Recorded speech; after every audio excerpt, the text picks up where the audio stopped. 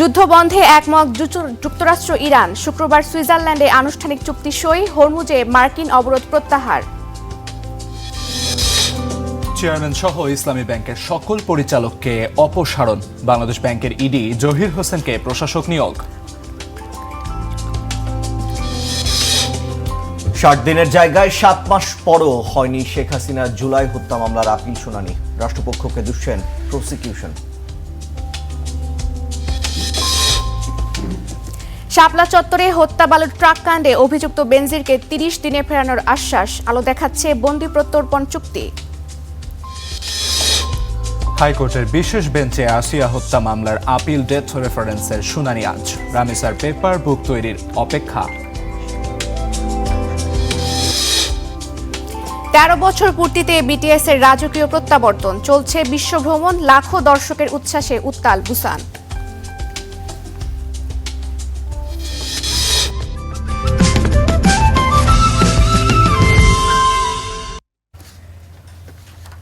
দেখছিলেন সংবাদ শিরোনাম, এবার বিস্তারিত।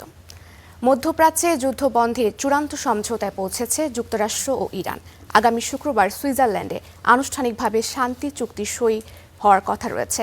যুক্তরাষ্ট্র ও ইরানের মধ্যকার শান্তি আলোচনায় মধ্যস্থতাকারী দেশ পাকিস্তানের প্রধানমন্ত্রী শাহবাজ শরীফ আজ ভোরে এ তথ্য জানান। শাহবাজ শরীফের ঘোষণার পর চুক্তিতে পৌঁছানোর বিষয়টি নিশ্চিত করেন যুক্তরাষ্ট্রের প্রেসিডেন্ট ডোনাল্ড ট্রাম্প। নিজের সামাজিক যোগাযোগ মাধ্যমে ট্রুথ সোশ্যালে তিনি লেখেন, ইরানের সঙ্গে চুক্তি এখন সম্পন্ন। এদিকে ইরানের উপপররাষ্ট্রমন্ত্রী কাজেম গরিবাবাদি দেশটির রাষ্ট্রীয় টেলিভিশনে প্রচারিত এক সাক্ষাৎকারে জানান, লেবানন সহ সব ফ্রন্টে যুদ্ধ তাৎক্ষণিক ও স্থায়ীভাবে বন্ধ হবে। তিনি আরও বলেন, চূড়ান্ত সমঝোতায় পৌঁছাতে আগামী 60 দিন আলোচনা চলবে। তবে অপর পক্ষের পক্ষ থেকে কোনো ধরনের চুক্তি লঙ্ঘন হলে সেক্ষেত্রে তেহরানও নিজেদের প্রয়োজনীয় পদক্ষেপ নেবে।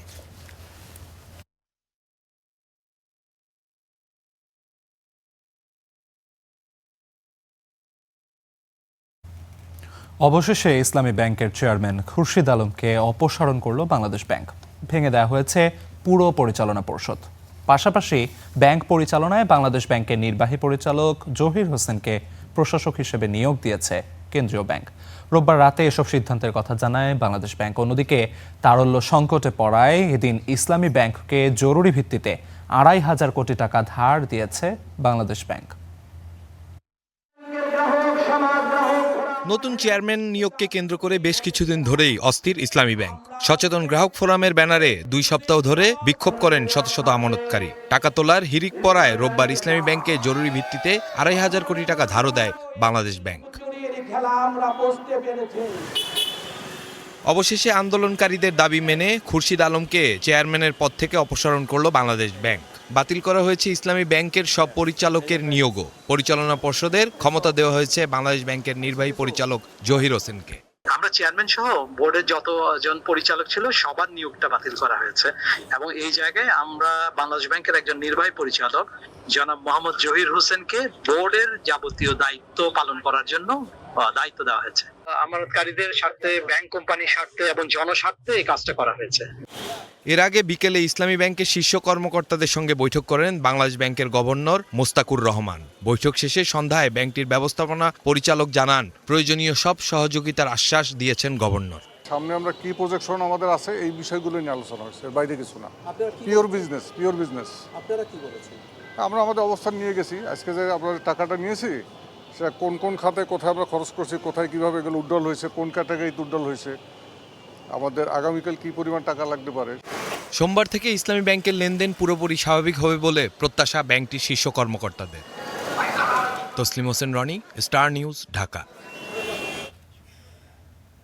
এদিকে নিজেদের জমানো টাকা ফেরত পেতে ফের রাস্তায় নেমেছেন সম্মিলিত ইসলামী ব্যাংকের আমানতকারীরা।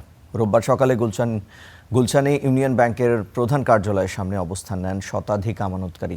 বলেছেন, স্কিম অনুযায়ী এখন টাকা ফেরত পাচ্ছেন না তারা। তাদের দাবি, অবিলম্বে হেয়ার কাটের সিদ্ধান্ত থেকে সরে আসতে হবে সরকারকে, ফিরিয়ে দিতে হবে মুনাফাসহ পুরো আমানত। পাশাপাশি যাদের লুটপাটের কারণে ব্যাংকগুলো দুর্বল হয়ে পড়ছে তাদের বিচার নিশ্চিত করতে হবে, ফিরিয়ে আনতে হবে পাচারের অর্থ।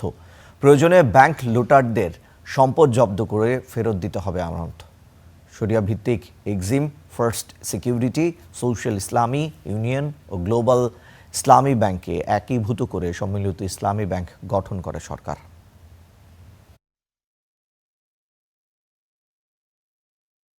আমরা কষ্ট করে ইনকাম করে ব্যাংকে টাকা রাখছি, আমরা ব্যাংকে গেলে কোনো টাকা পাই না। 5 ব্যাংকের মালিক আমরা, আজকে আমরা মালিক হয়ে তাদের দ্বারে দ্বারে ঘুরতেছি কেন? আমাদের টাকা দিয়ে তারা বিলাসবহুল গাড়িতে চড়তেছে, বাড়ি চড়তেছে। নতুন গভর্নর যিনি মনসুর সাহেব এসে এমন কিছু কথা বলে সমস্ত ব্যাংক সেক্টরে একটা অস্থিরতা ধরিয়ে দিয়েছেন এবং বিশেষ করে আমানতকারীদের মধ্যে অস্থিরতা ধরিয়ে দিয়েছেন। আইনে আপিল নিষ্পত্তির জন্য সময় বেঁধে দেওয়া মাত্র 60 দিন, কিন্তু প্রায় 7 মাস পেরিয়ে গেলেও শুরু হয়নি জুলাই হত্যাযজ্ঞে দণ্ডিত শেখ হাসিনা সহ বেশ কিছু আলোচিত মামলার আপিল শুনানি। চিফ প্রসিকিউটর জানান, রাষ্ট্রপক্ষের প্রস্তুতি শেষ না হওয়ার কারণে এই বিলম্ব এবং দ্রুত ফুরাবে সেই অপেক্ষা। To inflict her with only one sentence, that is sentence of death. 17 নভেম্বর 2025 জুলাই হত্যাযজ্ঞের মামলায় সাবেক প্রধানমন্ত্রী শেখ হাসিনা সহ 3 জনের বিরুদ্ধে রায় ঘোষণা করে ট্রাইব্যুনাল। রায়ে শেখ হাসিনা ও আসাদুজ্জামান খান কামালকে মৃত্যুদণ্ড এবং মামলার রাজসাক্ষী সাবেক আইজিপি মামুনকে দেয়া হয় 5 বছরের কারাদণ্ড। রায় প্রকাশের পরই গত বছর 15 ডিসেম্বর ট্রাইব্যুনালের দেয়া মৃত্যু সাজা বৃদ্ধি চেয়ে আপিল করে রাষ্ট্রপক্ষ। তবে সেই আপিলের চূড়ান্ত নিষ্পত্তি হয়নি আজও, যদিও ট্রাইব্যুনাল আইনে 60 দিনের মধ্যে আপিল নিষ্পত্তির কথা বলা হয়েছে। একই পরিস্থিতি চানখারপুল ও আশুলিয়া মামলায় রায়ের 30 দিনের মধ্যে উভয় পক্ষ আপিল করলেও তা নিষ্পত্তির জন্য নির্ধারিত 60 দিন পেরিয়ে গেছে। এ বিষয়ে স্টার নিউজকে চিফ প্রসিকিউটর জানান, প্রস্তুতি সম্পন্ন না হওয়ায় দেরি হচ্ছে আপিল শুনানিতে। মুদ্রা কথা হচ্ছে যে আমরা যে আপিলগুলো অ্যাপিলেট ডিভিশনে এই পর্যন্ত আমাদের পক্ষ থেকে যেগুলো ফাইল করা হয়েছে সেগুলো আমরা শুনানির জন্য এখনো পর্যাপ্ত প্রস্তুতি আমাদের নিতে পারিনি। আমরা চিন্তা করে দেখব যে ভবিষ্যতে কবে কিভাবে শুনানি করা যায়। এদিকে রোববার প্রকাশ হওয়া আবু সাইদ হত্যা মামলার পূর্ণাঙ্গ রায় পর্যবেক্ষণের পরই আপিলের বিষয়ে সিদ্ধান্ত নেওয়া হবে বলেও জানান চিফ প্রসিকিউটর। 30 জনের শাস্তি হয়েছিল বিভিন্ন মেয়াদে, কারো মৃত্যুদণ্ড, কারো যাবজ্জীবন, কারো অন্যান্য মেয়াদে সাজা হয়েছিল। সেই জাজমেন্টটা আমরা পুঙ্খানুপুঙ্খ পর্যালোচনা করে দেখব যে কারো বিরুদ্ধে সাজা বৃদ্ধি করবার জন্য আপিল করার প্রয়োজন আছে কিনা। যদি দেখা যায় যে ন্যায়সঙ্গত কারণ আছে আপিল এনহ্যান্সমেন্টের আপিল করার, সেক্ষেত্রে করব, আর যদি প্রয়োজন না থাকে করব। এদিকে জুলাই হত্যাযজ্ঞের ঘটনায় আওয়ামী লীগ নেতা মাহবুবুল আলম হানিফ, জাসদ সভাপতি হাসানুল হক ইনুর মামলা রায়ের জন্য অপেক্ষমান রয়েছে। আর রামপুরায় কার্নিশে ঝুলে থাকা তরুণকে গুলি ও 2 জনকে হত্যা মামলার বিচার শেষ পর্যায়ে রয়েছে। ইমন মাহমুদ, স্টার নিউজ, ঢাকা। দুবাইয়ে গ্রেফতার হয়েছেন পুলিশের সাবেক মহাপরিদর্শক বেনজির আহমেদ। ইন্টারপোলের সহযোগিতায় তাকে আটক করেছে দুবাই পুলিশ। জাতীয় সংসদকে তথ্য জানিয়েছেন স্বরাষ্ট্রমন্ত্রী সালাউদ্দিন আহমদ। আশ্বস্ত করেন আগামী 30 দিনের মধ্যে বেনজিরকে দেশে ফিরিয়ে আনা হবে। 2024-এর অভ্যুত্থানে আওয়ামী লীগ ক্ষমতাচ্যুত হওয়ার কয়েক মাস আগে তার বিরুদ্ধে দুর্নীতির অভিযোগে তদন্তে নামে দুদক। দেশ ছাড়েন তখনই। এরপর হয় একাধিক মামলা, গ্রেপ্তারি পরোয়ানাও জারি করে আদালত। পরে 2025 সালের 10 ফেব্রুয়ারি আসে ইন্টারপোলের মাধ্যমে রেড নোটিশ জারির আদেশ। অবশেষে ইন্টারপোলের সহায়তায় বেনজির আহমেদকে গ্রেপ্তার করেছে দুবাই পুলিশ। জাতীয় সংসদকে এ তথ্য জানিয়েছেন স্বরাষ্ট্রমন্ত্রী। আইনি প্রক্রিয়া অংশ হিসেবে 30 দিনের মধ্যে তাকে দেশে ফেরানোর চেষ্টা চলছে বলে জানান সালাউদ্দিন আহমদ। গত 12 জুন 2026 তারিখে সংযুক্ত আরব আমিরাতের স্বরাষ্ট্র মন্ত্রণালয়ের Directorate General of Federal Criminal Police, National Central Bureau NCB, Abu Dhabi হতে প্রেরিত একটি ইমেইলের মাধ্যমে বাংলাদেশ সরকারকে জানানো হয়েছে যে দুর্নীতি মামলায় অভিযুক্ত বেনজির আহমেদকে সংযুক্ত আরব আমিরাত পুলিশ কর্তৃক গ্রেফতার করা হয়েছে। দুদকে মোট 6টি মামলা রয়েছে সাবেক এই আইজিপির বিরুদ্ধে। এর মধ্যে গেল বছর পাসপোর্ট জালিয়াতি এবং অবৈধ সম্পদ অর্জনের মামলায় রেড নোটিশ জারি করার পর ইন্টারপোল দুবাই থেকে তাকে গ্রেপ্তার করে। 6টি মামলার মধ্যে একটি মামলায় চার্জশিট দেওয়া হয়েছে দুদকের পক্ষ থেকে এবং এটা ট্রায়াল চলছে, সেটা জ্ঞাত আয় বহির্ভূত সম্পদ অর্জনের মামলা। বেনজির আহমেদ 2020 সালের 15 এপ্রিল এবং 2022 সালের 30 সেপ্টেম্বর পর্যন্ত ছিলেন পুলিশ আইজি। এর আগে ডিএমপি কমিশনার ও র্যাবের মহাপরিচালকের দায়িত্ব পালন করেন। মানবাধিকার লঙ্ঘনের অভিযোগে 2021 সালের ডিসেম্বরে র্যাবের 7 কর্মকর্তার উপর নিষেধাজ্ঞা দেয় যুক্তরাষ্ট্র। তার মধ্যে ছিল বেনজির আহমেদের নাম। Nazmul Hasan, star News, Dhaka. দুবাইতে বেনজির আহমেদকে গ্রেফতারের কৃতিত্ব এই সরকারের নয় বলে মন্তব্য করেছেন জামাত আমির শফিকুর রহমান। গতকাল সন্ধ্যায় সিলেটে এক অনুষ্ঠানে তিনি এসব কথা বলেন। এ সময় বেনজিরকে গ্রেফতারের জন্য ইন্টারপোলকে ধন্যবাদ জানান জামায়াত আমির। সংসদে পর্দা ইস্যুতে তুচ্ছ-তাচ্ছিল্য করা হয়েছে বলেও অভিযোগ করেন জামায়াত আমির ডক্টর শফিকুর রহমান। বলেন, সংসদকে দেশপ্রেমিক নেতাদের সংসদে পরিণত করতে হবে এবং গুরুত্বপূর্ণ জাতীয় ইস্যুতে সংসদে কথা বলার সুযোগ নিশ্চিত করতে হবে। এই সরকার তার উপরে ইন্টারপোলের অ্যালার্ট জারি করায়নি, এটা প্রিভিয়াস গভর্নমেন্ট করায় গেছে, কিন্তু এই সরকারের আমলে এসে দুবাইতে ধরা পড়ছে। তো কালপ্রিট যেই হোক, যত ক্ষমতাধর ব্যক্তি হোক, যদি কেউ দেশ এবং জাতির বিরুদ্ধে অপরাধ সংগঠন করে থাকে, তাকে আইনের আওতায় আনতে হবে। ডিএমপি কমিশনার, র্যাব মহাপরিচালক ও পুলিশ মহাপরিদর্শক, আইন শৃঙ্খলা বাহিনীর এমন শীর্ষ পদে দায়িত্ব পালনকালে দুর্নীতি অনিয়মের অসংখ্য অভিযোগ ওঠে বেনজির আহমেদের বিরুদ্ধে। ছিল গুরুতর মানবাধিকার লঙ্ঘনের অভিযোগও। আমাদেরকে শূন্য সহিষ্ণুতার নীতি বলবৎ করতে হবে। বেনজির আহমেদ আইজিপি সহ 1 দশক ধরে পুলিশের গুরুত্বপূর্ণ 3টি পদে ছিলেন। নানা অভিযোগে ছিলেন আলোচনা সমালোচনার কেন্দ্রে। 2013 সালের 5 মে ঢাকার শাপলা চত্বরে হেফাজতে ইসলামের সমাবেশ ছত্রভঙ্গ করতে নেতৃত্ব দেন। তৎকালীন ডিএমপি কমিশনার ছিলেন বেনজির আহমেদ। অপারেশন সিকিউর শাপলা নামে ওই অভিযানে পুলিশের সঙ্গে সম্মিলিতভাবে অংশ নেয় র্যাব ও বিজিবি। এতে অন্তত 32 জন নিহত হওয়ার প্রমাণ পেয়েছে আন্তর্জাতিক অপরাধ ট্রাইব্যুনালের তদন্ত সংস্থা। শাপলা চত্বর হত্যা মামলায় বেনজির, শেখ হাসিনা সহ আসামি রয়েছেন আওয়ামী লীগের শীর্ষ নেতারা। র্যাবের গোপন বন্দিশালায় গুম ও বিচার বহির্ভূত হত্যা এবং জুলাই হত্যা মামলায় তার বিরুদ্ধে গ্রেফতারি পরোয়ানা দিয়েছিলেন আন্তর্জাতিক অপরাধ ট্রাইব্যুনাল। 2013 সালে ডিসেম্বরে বিএনপির কর্মসূচিকে কেন্দ্র করে গুলশানে বিএনপি চেয়ারপারসন খালেদা জিয়ার বাড়ির সামনে বালু ট্রাক দিয়ে সড়ক বন্ধ করে দেয়া হয়। ওই ঘটনার জন্য বেনজিরের তীব্র সমালোচনা করেন বিএনপি নেতারা। 2018 সালে দৈনিক প্রথম আলোতে এক সাক্ষাৎকারে বিচার বহির্ভূত হত্যাকাণ্ডকে ভুল শব্দ বলে দাবি করেন। পরে বিভিন্ন বক্তব্যে বিচার বহির্ভূত হত্যাকাণ্ডকে একটি মহলের সস্তা প্রচারণা বলে উল্লেখ করেন তিনি।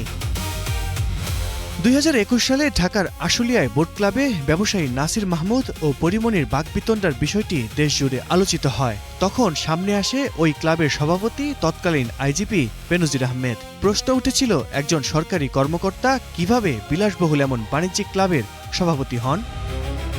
মানবাধিকার লঙ্ঘনের অভিযোগে র্যাবের যে 7 কর্মকর্তার উপর নিষেধাজ্ঞা দিয়েছিল যুক্তরাষ্ট্র, তার মধ্যে ছিলেন বেনজির আহমেদ। অবৈধ সম্পদ অর্জন ও সম্পদের তথ্য গোপনের অভিযোগে বেনজির আহমেদ ও তার স্ত্রী কন্যাদের বিরুদ্ধে 2024 সালে মোট 6টি মামলা করে দুর্নীতি দমন কমিশন। এতে বেনজির, তার স্ত্রী ও 2 মেয়ের বিরুদ্ধে 74,13,39,000 টাকার জ্ঞাত আয় বহির্ভূত সম্পদ অর্জন ও সম্পদের তথ্য গোপনের অভিযোগ আনে দুদক। বেনজির ও তার পরিবারের নামে থাকা ঢাকার গুলশান, বাড্ডা ও আদাবরে 12টি ফ্ল্যাট, ঢাকার উত্তরা, নারায়ণগঞ্জ, গোপালগঞ্জ, মাদারীপুর ও বান্দরবনে 230 একর জমি ক্রয় করেন আদালত। এছাড়া 19টি কোম্পানির শেয়ার, 33টি ব্যাংক হিসাব, 3টি বিও হিসাব ও 30 লাখ টাকার সঞ্চয়পত্র ফ্রিজ করার আদেশ দেয়া হয়। আল কাসির, স্টার নিউজ, ঢাকা। ইন্টারপোলের সহায়তায় সংযুক্ত আরব আমিরাতের দুবাইয়ে গ্রেফতার হয়েছেন সাবেক আইজিপি বেনজির আহমেদ। দুর্নীতি ও মানবতা বিরোধী অপরাধের মামলায় অভিযুক্ত সাবেক এই কর্মকর্তার গ্রেফতারের পর এখন আলোচনা কত দ্রুত তাকে দেশে ফিরে আনা সম্ভব। আইন বিশেষজ্ঞরা বলছেন, কূটনৈতিক চ্যানেলে জোর গুরুত্ব দিলে দ্রুত তাকে দেশে ফিরে আনা সম্ভব হবে। সেক্ষেত্রে দ্রুত বিচার প্রক্রিয়া শেষ করার বড় চ্যালেঞ্জ সামনে। অবশেষে ইন্টারপোলের সহায়তায় দুবাই পুলিশের হাতে গ্রেপ্তার সাবেক পুলিশ প্রধান ও র্যাব মহাপরিচালক বেনজির আহমেদ। দুবাইয়ে তার এই গ্রেপ্তারের পর এখন সবচেয়ে বড় প্রশ্ন, কত দ্রুত তাকে দেশে ফিরিয়ে এনে বিচারের মুখোমুখি করা সম্ভব। কারণ তার বিরুদ্ধে রয়েছে ক্ষমতার অপব্যবহার ও বিপুল পরিমাণ অবৈধ সম্পদ অর্জনের গুরুতর অভিযোগ। অন্তর্বর্তী সরকারের সময় গঠিত গুম সংক্রান্ত কমিশনের সাবেক সদস্য নূর খান লিটনের দাবি, দ্রুত বেনজির আহমেদকে দেশে ফিরিয়ে বিচারের মুখোমুখি দাঁড় করানোর। র্যাবে যাদেরকে আটক করা হয়েছে তাদেরকে নানাভাবে নির্যাতন করেছে এবং অনেকগুলি বিষয় ছিল যে বিষয়গুলির সাথে সে সরাসরি নিজে যুক্ত ছিলেন, এবং পুলিশে যখন তিনি ছিলেন আইজি হিসাবে তখন এই মাত্রাটি বেড়ে যায়। বেনজির আহমেদ যত হাই লেভেলের লোকই হন না কেন, তার কৃতকর্ম যেটা সেটা মানবতা বিরোধী অপরাধের সাথে সংশ্লিষ্ট। শুধুমাত্র যে তার বিরুদ্ধে দুর্নীতির অভিযোগ তা না, তার বিরুদ্ধে মানুষকে গুম করা, মানুষকে টর্চার করা অভিযোগ আছে। অর্থাৎ সুপ্রিয়র রেসপন্সিবিলিটির জায়গা থেকে সে দায় এড়াতে পারবে না। ফলে আমার বিশ্বাস যে একটা প্রক্রিয়ার মধ্য দিয়ে তাকে অচিরেই বাংলাদেশে ফেরত আনা সম্ভব। কিন্তু ফিরিয়ে আনার প্রক্রিয়াটি কতটা সহজ? আইন বিশেষজ্ঞরা বলছেন, ইন্টারপোলে গ্রেপ্তার মানেই তাৎক্ষণিক প্রত্যর্পণ নয়। সংযুক্ত আরব আমিরাতের সাথে বাংলাদেশের অপরাধী প্রত্যর্পণ চুক্তি থাকলে আইনি এবং কূটনৈতিক প্রক্রিয়া শেষ করতে বেশ কিছু সময় লাগতে পারে। তাদের সদিচ্ছা আছে, যদি আমরা আমাদের দেশের বিচার সম্পন্ন করে আমাদের সক্ষমতা দেখাই, পররাষ্ট্র মন্ত্রণালয় যদি তার অ্যাক্ট যদি খুব দ্রুত করে এবং যদি দ্রুত তাদের সাথে যদি চিঠিপত্র এবং তদবির যদি করে, আমার মনে হয় দ্রুতই আনা সম্ভব, আর আনা খুব জরুরি। আয় বহির্ভূত সম্পদ অর্জন, তথ্য গোপন ও মানি লন্ডারিং এর অভিযোগে দুদকের মামলায় 2026 সালের 8 মার্চ বেনজির আহমেদের বিরুদ্ধে গ্রেপ্তারি পরোয়ানা জারি করেন আদালত। নিবিড় সাহা, স্টার নিউজ, ঢাকা। নারীর পোশাক নিয়ে পাল্টাপাল্টি মন্তব্যে উত্তপ্ত হয় সংসদ। সংরক্ষিত নারী সদস্যদের বোরখা নিয়ে মন্তব্য করেন সরকার দলীয় সংসদ সদস্য মনিরুল হক চৌধুরী। জবাবে বিরোধী দলীয় চিফ হুইপ বলেন, সরকারি দলের সদস্যদের বক্তব্যে বর্ণবাদী মানসিকতা ফুটে উঠেছে। হট্টগোল থামাতে এক পর্যায়ে রুলিং দেন ডেপুটি স্পিকার, জানান এক্সপঞ্জের সিদ্ধান্ত। জাতীয় সংসদের দ্বিতীয় অধিবেশনের চতুর্থ দিন। অনেক সময় হাসি ঠাট্টার আলোকেও কিন্তু অনেক কথা চলে আসে। বাজেট অধিবেশন ছাপিয়ে উঠে আসে নারীর পোশাক প্রসঙ্গ, আর যার শুরুটা করেন কুমিল্লা 6 আসনের সরকার দলীয় সংসদ সদস্য মনিরুল হক চৌধুরী। তো তার ভাই বউ নিয়ে গেছে, ঢুকার পর দেখি একটা কিছু হাঁটতেছে। আমি বললাম যে তার ভাই ভাবি কই? কয়ে ওই যে আমি আপনি যে বদলাই আনেন না, এটা কেমনি বুঝবো? জামায়াতের 2 জন নারী প্রার্থী বোরকা ও হিজাব পরে বক্তব্য দেওয়ার সূত্র ধরে তিনি বলেন, ভেতরে কে কারা তা বোঝার উপায় কি? 2 জনের বক্তৃতা শুনছি, আগামী দিনে কিছু করতে পারবে, ভবিষ্যৎ আছে, লেখাপড়া জানা, কিন্তু বুঝলাম না তো কারা আপনারা, ভিতরে কে? আপনারা এদিকে দেখতে পারেন, আমরা এদিকে দেখলে কি আছে এটা বুঝবো না, এটা ঠিক না। মাননীয় সদস্য প্লিজ, পার্সোনাল ফ্রিডম নিয়ে কথা বলা উচিত না। ঠিক না। তার ওই বক্তব্যের জেরে উত্তপ্ত হয় সংসদ। ফ্লোর ছাড়াই চলে পাল্টাপাল্টি মন্তব্য। আমি কাউকে ছোট মিন করি না, দেখেন আমি কি বলি, বসে। পরিস্থিতি নিয়ন্ত্রণে সে বক্তব্য এক্সপাঞ্জ করেন ডেপুটি স্পিকার। মাননীয় সদস্য, আপনি যে বক্তব্য দিয়েছেন পার্সোনাল ফ্রিডম নিয়ে, এই অংশটুকু এক্সপান্স করা হলো। পরে নাহিদ ইসলাম বলেন, সংসদে নারীদের পোশাক নিয়ে যেভাবে কথা বলা হয়েছে এটা অমার্জনীয় অপরাধ। আমাদের নারী সংসদ সদস্যদের তাদের পোশাক নিয়ে যে ধরনের কথা বললেন, তাদের ধর্মীয় স্বাধীনতাকে হরণ করার সম্পর্কিত যে ধরনের বক্তব্য দিলেন, এটাও মাননীয় স্পিকার আমরা মনে করি একটা অমার্জনীয় অপরাধ। প্রত্যেকটা ব্যক্তির গণতান্ত্রিক রাষ্ট্রে তার ধর্মীয় স্বাধীনতা রয়েছে, পোশাকের স্বাধীনতা রয়েছে। উনি একজন সংসদ সদস্য হিসেবে সেই স্বাধীনতাকে লঙ্ঘন করে এই ধরনের হীন বক্তব্য দিয়েছেন, ওনার হীন মানসিকতার পরিচয় পেয়েছে, এবং আমরা মনে করি উনি ওনার বক্তব্যে একটি বর্ণবাদী আচরণ মাননীয় স্পিকার বহিঃপ্রকাশ পেয়েছে ওনার বক্তব্যের মাধ্যমে। একসময় এক্সপাঞ্জ করা হিজাব ইস্যু পুনর্বিবেচনা করার জন্য কথা বলতে চান পানি সম্পদ মন্ত্রী শহীদ উদ্দিন চৌধুরী অ্যানি, কিন্তু তাকে থামিয়ে দেন ডেপুটি স্পিকার। সেই জায়গায় আবার নতুন করে আপনি জাস্টিফাই করার কিছু নেই। অধিবেশন শেষে সংরক্ষিত আসনে জামায়াতের সংসদ সদস্যরা বলেন, নারীর পোশাক নিয়ে কথা বলার জন্য মনিরুল হক চৌধুরীকে ক্ষমা চাইতে হবে। পর্দা একটা অবশ্যই কটাক্ষ মনে করছি, কারণ পর্দা একটা ফরজ আমল। যিনি পর্দা করবেন তিনি আল্লাহর হুকুম পালন করছেন, এইটা নিয়ে কথা বলার রাইট কারো নাই। এছাড়া নারী নিয়ে বক্তব্য এক্সপান্স করার জন্য স্পিকারকে ধন্যবাদ জানিয়েছে জামায়াতের নারী সদস্যরা। চাচ্ছি উনি এটা নিয়ে দুঃখ প্রকাশ করবেন এবং ক্ষমা প্রার্থনা করবেন। সবাইকে ধন্যবাদ। শাহনুর ইসলাম, স্টার নিউজ, ঢাকা। খুলনার দৌলতপুরে মসজিদের ভেতরে গুলিবিদ্ধ ব্যবসায়ী লোকমানের শারীরিক অবস্থা এখনও শঙ্কামুক্ত নয়। উন্নত চিকিৎসার জন্য তাকে ঢাকায় এভার কেয়ার হাসপাতালে নিবিড় তত্ত্বাবধানে রাখা হয়েছে। লোকমানের সর্বশেষ শারীরিক অবস্থা ও ঘটনার অগ্রগতি নিয়ে খুলনা থেকে বিস্তারিত জানাচ্ছেন সহকর্মী রফিউল ইসলাম টুটুল। টুটুল, জানাবেন বর্তমানে তার শারীরিক অবস্থা কেমন দেখছেন, চিকিৎসকরা কি বলেছেন?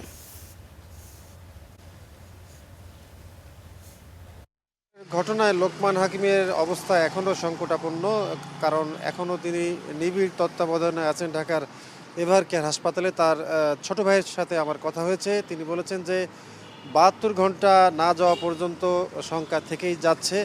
তার 4টি গুলি লেগেছিল, একটি মাথার লেগেছিল এবং সেই গুলিটি কিন্তু মাথার এক পাশ থেকে ঢুকে আরেক পাশ থেকে বের হয়ে যায়, আর বাকি 3টি শরীরের বিভিন্ন জায়গায়।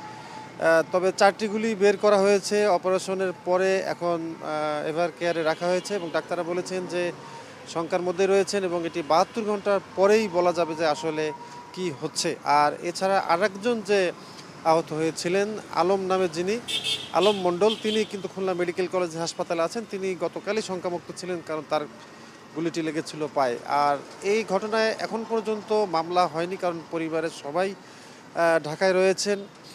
তবে পুলিশ কিন্তু গতকাল থেকেই, ঘটনার পর থেকেই বিশেষ অভিযানে নেমেছে। গতকাল রাতেও তারা একটি বিশেষ অভিযান করেছে, কিন্তু এখন পর্যন্ত এই ঘটনায় মামলা না হলেও তবে অভিযান চলছে, কিন্তু কোনো ধরনের আটক বা গ্রেফতার এই ঘটনা এখন পর্যন্ত তারা করতে পারেনি। তবে এই ঘটনার পর কিন্তু ওই এলাকা সহ এটি কিন্তু খুলনা এখন আলোচিত বিষয়, কারণ একটি বিশেষ অভিযান চলছে গত 3 তারিখ থেকে এই খুলনার সন্ত্রাসীদের বিরুদ্ধে বা সন্ত্রাসী কার্যকলাপের বিরুদ্ধেও। এই অভিযানের মধ্যেও যে এই সব ঘটনা ঘটছে, এর মধ্যেই 2টি ঘটনা ঘটে গেছে। এই কারণে কিন্তু সাধারণ মানুষ কিন্তু উদ্বিগ্ন এবং এটি একেবারে আইনশৃঙ্খলা বাহিনীর প্রতি যারা দুর্বৃত্ত বা সন্ত্রাসী বাহিনী, তাদের কিন্তু একেবারে চ্যালেঞ্জ ছুড়ে দেওয়ার মতো হয়েছে। কারণ যত ধরনের অভিযান বা শক্ত ব্যবস্থায় তারা না নেওয়ার চেষ্টা করুক পুলিশ বা অন্য বাহিনী, তারা কিন্তু তাদের যে কার্যক্রম সেটি কিন্তু কোনোভাবেই থামছে না এবং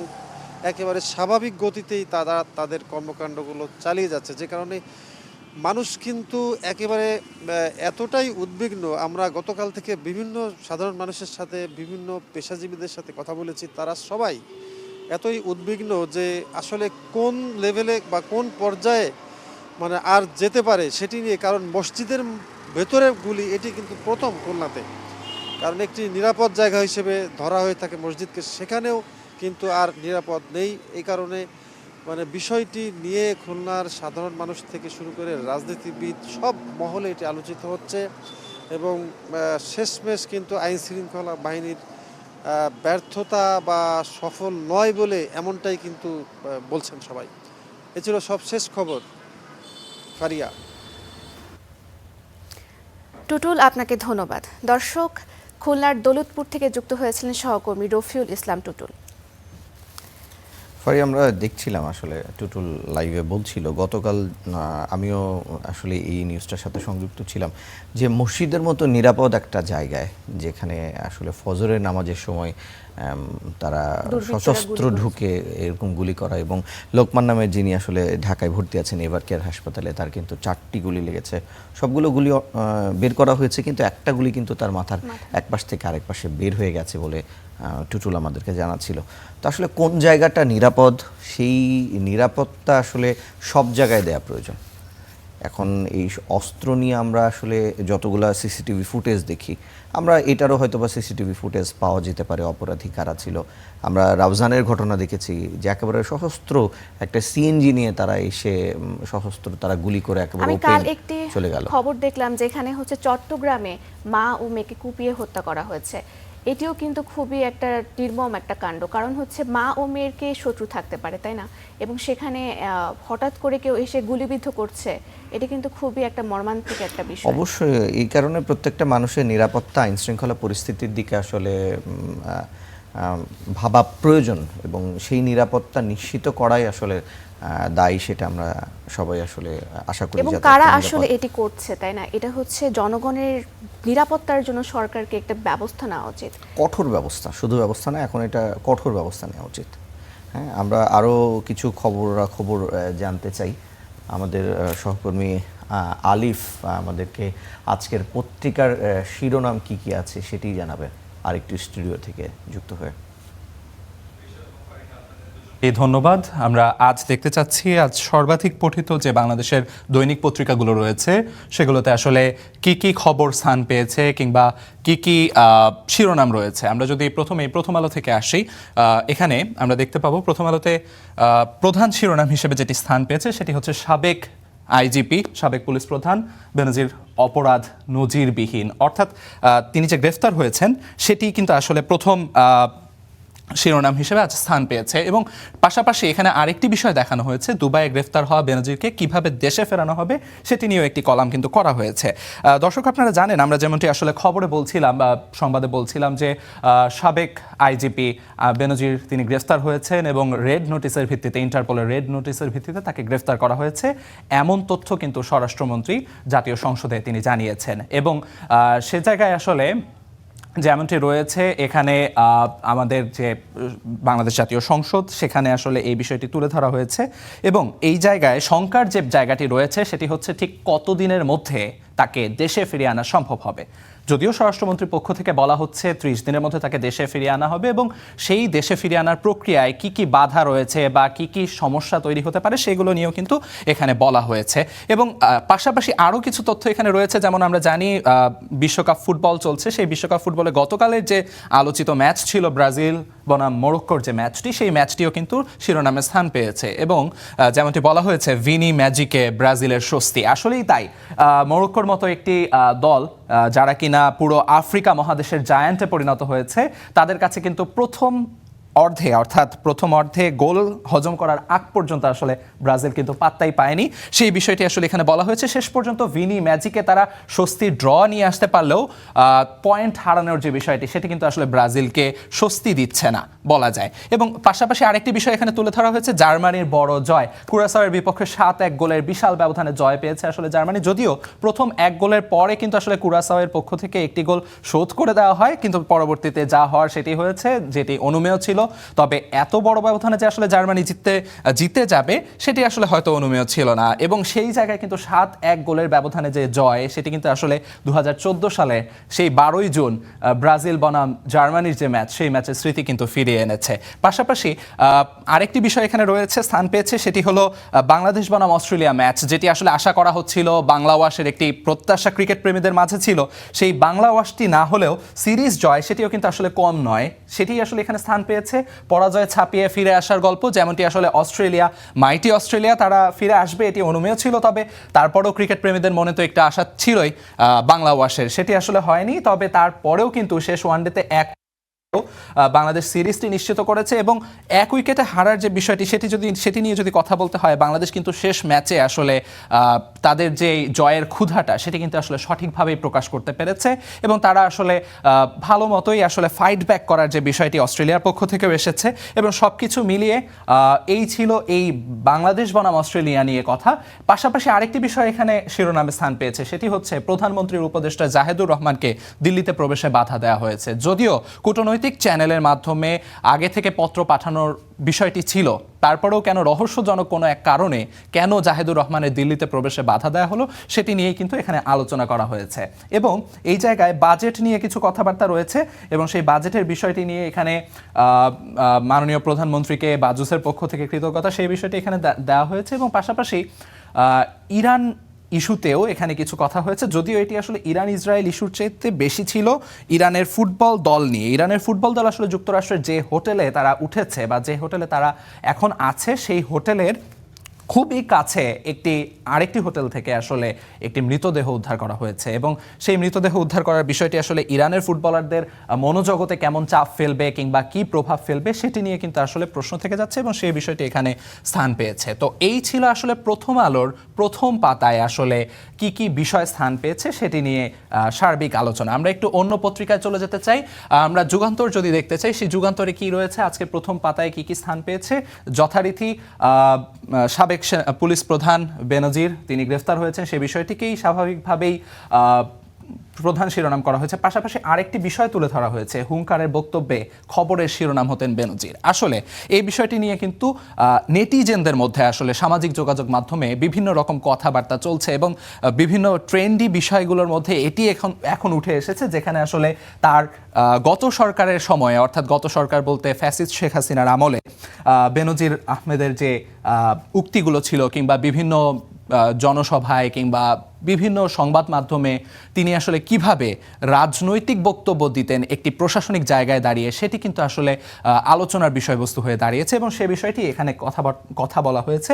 পাশাপাশি যেমনটি আসলে ছিল গতকাল ব্রাজিলের ম্যাচ, সেটিও আমাদের এখানে দৈনিক যুগান্তরের প্রথম পাতায় প্রধান শিরোনাম হিসেবে স্থান পেয়েছে। আরেকটি বিষয় এখানে স্থান পেয়েছে প্রথম আলোর বাইরে এসে, সেটি নিয়ে যদি কথা বলতে হয়, সেটি হচ্ছে চট্টগ্রামে রাউজানে যে যুবদল নেতা মাসুদ হত্যাকাণ্ড, আলোচিত মাসুদ হত্যাকাণ্ড নিয়েও এখানে স্থান পেয়েছে, এবং সিসিটিভি ফুটেজ বিশ্লেষণ করে আসলে কারা এর সঙ্গে জড়িত, সেখানে সেই আলোচিত রায়হান বাহিনী তাদের কথাটিও এখানে তুলে ধরা হয়েছে, এবং 5 জনের মধ্যে হাতে যে 6টি আগ্নেয়াস্ত্র ছিল, খুবই অ্যালার্মিং একটি বিষয়, সেটি নিয়েও কিন্তু আসলে কথাবার্তা বলা হয়েছে।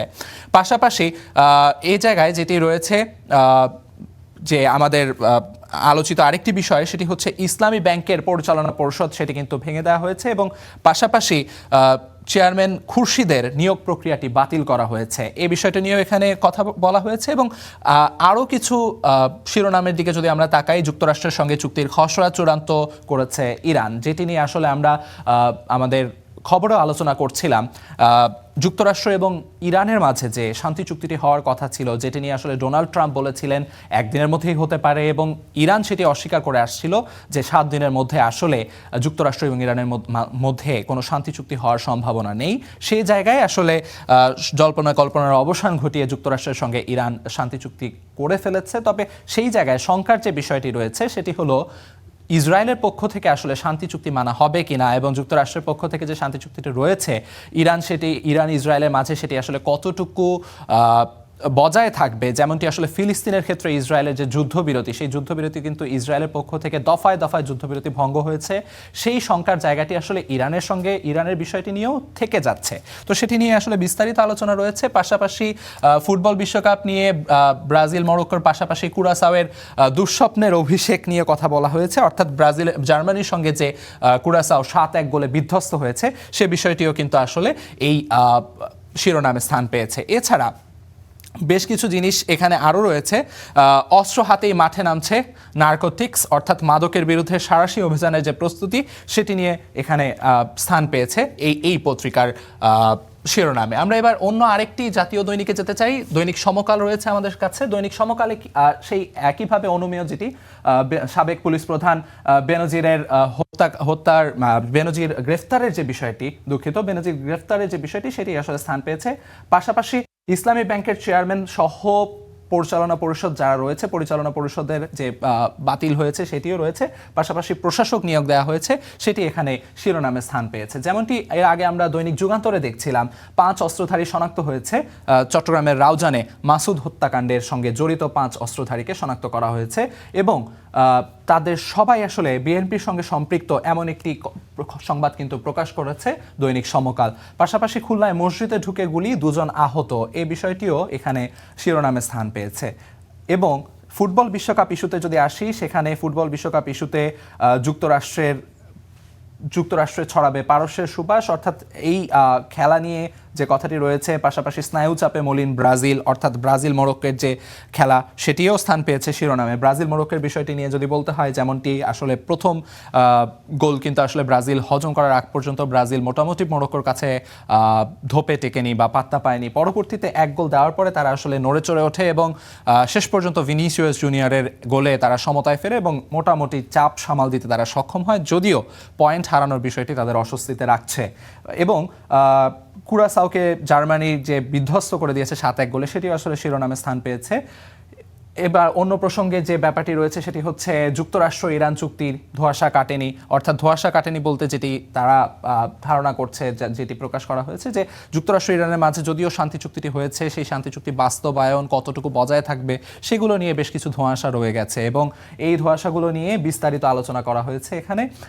অন্য পত্রিকায় যদি আমরা যেতে চাই, আরেকটি দৈনিক, আমাদের দৈনিক আমার দেশ পত্রিকায়, সেখানে আসলে পুরো শিরোনামটি আসলে সাবেক পুলিশ প্রধান বেনজির দুবাইতে গ্রেফতার সেটি নিয়েই করা হয়েছে এবং তার আমিরাত থেকে দেশে আনার প্রক্রিয়াটি কেমন হবে, সেই পথে আসলে কি কি বাধা রয়েছে এবং কতদিনের সময়সীমার মধ্যে তাকে ফিরে আনা সম্ভব হবে, ফিরে আনতে হলে কি কি করতে হবে এবং দ্রুত বিচার নিষ্পত্তি হওয়ার জন্য আসলে কি কি পদক্ষেপ রয়েছে সেগুলো বিস্তারিত আলোচনা করা হয়েছে এই অংশে। পাশাপাশি আরেকটি শিরোনামের দিকে যদি আমরা তাকাই, ইসলামী ব্যাংকের চেয়ারম্যান সহ পরিচালনা পরিষদের নিয়োগ বাতিল যথারীতি, সেটিই শিরোনামে রয়েছে। এবং এই জায়গায় ইসলামী ব্যাংকের যে তারল্য সংকট রয়েছে, সেই তারল্য সংকট মোকাবিলায় বাংলাদেশ ব্যাংকের কাছ থেকে যে ঋণ সহায়তা নেওয়া হয়েছে সেটি নিয়েও কিন্তু এখানে কথা রয়েছে। আমরা যদি একটু নিউ এইজ পত্রিকার দিকে তাকাই, সেখানে আসলে কি রয়েছে, dengue chicken pox add to measles miseries, যেমনটি আসলে তারা বলেছে, মিসলস কিল 652 in 3 months, 1004 dengue patients hospitalized in June. At Dhaka hospital reports 200 chickenpox cases in 2 weeks. অর্থাৎ হাম প্রতিরোধের পাশাপাশি আসলে হামে আক্রান্ত শিশুদের যে রোগ প্রতিরোধ ক্ষমতা কমে যায় এবং সেই রোগ প্রতিরোধ ক্ষমতা কমে যাওয়ার প্রভাব হিসেবে তারা যে চিকেন পক্স কিংবা ডেঙ্গুতে আক্রান্ত হয়েও যে বেশ আশঙ্কাজনক অবস্থা তৈরি হয়েছে, সেটি একটি ডাটা চার্টের মাধ্যমে এখানে তুলে ধরা হয়েছে এবং সেই বিষয়টি এখানে হেডলাইন কিংবা শিরোনামের মধ্যে আনা হয়েছে। পাশাপাশি ex IGP Benazir arrested in Dubai on graft charges, government expects his repatriation soon, HM tells JS। অর্থাৎ এইখানেও কিন্তু আমাদের সাবেক পুলিশ প্রধান বেনজির আহমেদ তিনি গ্রেফতার হওয়ার বিষয়টিকে আসলে হেডলাইন কিংবা শিরোনামে আনা হয়েছে। এবং Ancelotti urges patience as Brazil makes slow start, অর্থাৎ আনচেলত্তি কিন্তু ব্রাজিল ভক্তদের কিংবা ব্রাজিল সমর্থকদের আসলে ধৈর্য ধারণ করতে বলেছেন এবং তিনি এখানে তাদেরকে আশা রাখতে বলছেন, এখনো আশাহত হওয়ার কিছু হয়নি, এমন কথা কিন্তু আনচেলত্তির পক্ষ থেকে বলা হচ্ছে। এবং আনচেলত্তি, যিনি কিনা পুরো ইউরোপ দাপিয়ে বেড়ানো একজন কোচ, তিনি এসে প্রথম ম্যাচে তার বিশ্বকাপ হচ্ছে তার ব্রাজিলের সঙ্গে প্রথম বিশ্বকাপ অ্যাসাইনমেন্ট এবং সেই অ্যাসাইনমেন্টের প্রথম ম্যাচে তিনি যে এভাবে আসলে আশাহত হবেন তিনি হয়তো সেটি স্বপ্নেও ভাবেননি এবং সেই জায়গা থেকে তিনি দর্শকদের আশাহত না হওয়ার এবং এখনও বিশ্বাস ধরে রাখার কথা বলা রয়েছে। অন্যান্য খবরগুলো যদি আমরা একটু জানতে চাই, scam hit banks major fiscal risk in FY27 economist for sustained reforms. অর্থাৎ এই জায়গায় স্ক্যাম নিয়ে ব্যাংক মেজরদের যে আসলে সংখ্যার জায়গাটি রয়েছে সেটি আসলে হেডলাইনে স্থান পেয়েছে। পাশাপাশি police officer withdrawn over rape allegation, অর্থাৎ এই একজন পুলিশ অফিসার যিনি কিনা তার কক্ষে 12 বছরের এক শিশুকে ধর্ষণ অভিযোগ ওঠায় তাকে কিন্তু আসলে অপসারণ করা হয়েছে। এই ব্যাপারটিও এই জায়গায় শিরোনামে স্থান পেয়েছে। BSF abducts Bangladeshi youth, BGB fires on Indian smuggles, foils 3 more BSF push in bids। অর্থাৎ পুশিনের বিষয়টিও কিন্তু আবারও পুশিনের বিষয়টিও এখানে শিরোনামে তুলে ধরা হয়েছে। তো দর্শক, আমরা যেমনটি দেখাতে চাচ্ছিলাম, এখানে বিভিন্ন পত্রপত্রিকার মধ্যে যে খবরগুলো তুলে ধরা হয়েছে তার মধ্যে প্রধান যে খবরগুলো রয়েছে স্বাভাবিকভাবেই সাবেক পুলিশ প্রধান বেনজিরের গ্রেফতার হওয়া এবং ইসলামী ব্যাংকের পরিচালনা পরিষদ ভেঙে দেওয়া, সবকিছু মিলিয়ে এই যে খবরাখবরগুলো আসলে দৈনিক পত্রিকায় তুলে ধরা হয়েছে সেগুলো দর্শক আমরা আপনাদের কাছে জানিয়ে দিচ্ছিলাম। এবং এ পর্যায়ে আমরা আসলে আমাদের আরেক স্টুডিওতে ফিরে যেতে চাই, যেখানে আছেন আমাদের সহকর্মী রিশান। আলিফ, আপনাকে ধন্যবাদ। দর্শক, আমরা আলিফের মাধ্যমে জানছিলাম আজকের পত্রপত্রিকার প্রধান যে শিরোনামগুলো করা হয়েছে সেই তথ্য আমরা আলিফের মাধ্যমে আরেকটি স্টুডিও থেকে জানছিলাম। হাইকোর্টের বিশেষ বেঞ্চে আসিয়া হত্যা মামলার আপিল, ডেথ রেফারেন্সের শুনানি অনুষ্ঠিত হওয়ার কথা রয়েছে আজ। অন্যদিকে রবিবার শিশু রামিসা ধর্ষণ হত্যা মামলায় মৃত্যুদণ্ডপ্রাপ্ত সোহেল রানা ও তার স্ত্রী স্বপ্না আক্তারের জেল আপিল শুনানির জন্য গ্রহণ করেন হাইকোর্ট। এখন রামিসার পেপার বুক তৈরির অপেক্ষা। মাত্র কয়েক কার্যদিবসেই বিচারিক আদালতে শেষ হয় রামিসা হত্যা ও ধর্ষণ মামলার বিচার। এবার সেই দ্রুত বিচার প্রক্রিয়ার ধারা হাইকোর্টেও অব্যাহত রাখতে চায় রাষ্ট্রপক্ষ। তারই ধারাবাহিকতায় মৃত্যুদণ্ডপ্রাপ্ত আসামি সোহেল স্বপ্নার জেল আপিল শুনানির জন্য গ্রহণ করেন হাইকোর্ট। এ সময় দ্রুত শুনানির জন্য আদেশের কপি সংশ্লিষ্ট শাখায় পাঠানোর আবেদন করেন অ্যাটর্নি জেনারেল।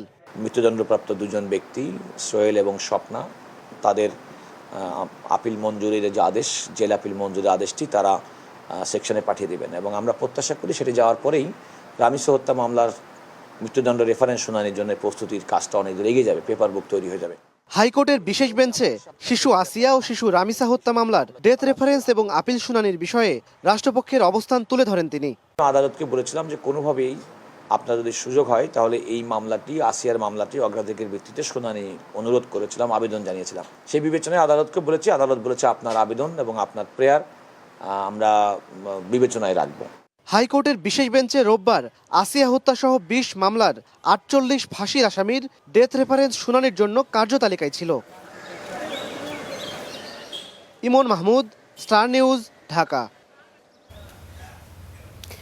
তীব্র গরমে ডায়রিয়া, পানিশূন্যতা ও জ্বর সহ বিভিন্ন রোগে আক্রান্ত রোগীর সংখ্যা বাড়ছে। আর সেই বাড়তি চাপ এখন স্পষ্ট কুমিল্লা মেডিকেল কলেজ হাসপাতালে। সহ্য সংকটে অনেক রোগীকে চিকিৎসা নিতে হচ্ছে মেঝে, বারান্দা, এমনকি সিঁড়িতে। এতে বাড়ছে রোগী ও স্বজনদের ভোগান্তি। চিকিৎসা নিতে হচ্ছে মেঝে, বারান্দা, এমনকি সিঁড়িতে। এই চিত্র কুমিল্লা মেডিকেল কলেজ হাসপাতালের। তীব্র গরমের সঙ্গে পাল্লা দিয়ে বাড়ছে রোগীর চাপ। হাসপাতালের মেডিসিন ওয়ার্ডে নেই কোনো খালি বেড। স্বজনদের অভিযোগ, অনেক সময় এক রোগীর সঙ্গে 2 থেকে 3 জন স্বজনকে হাসপাতালে অবস্থান করতে হয়। প্রচন্ড গরমে তাই শিশু, বয়স্ক ও নারীদের কষ্ট আরো বাড়ছে।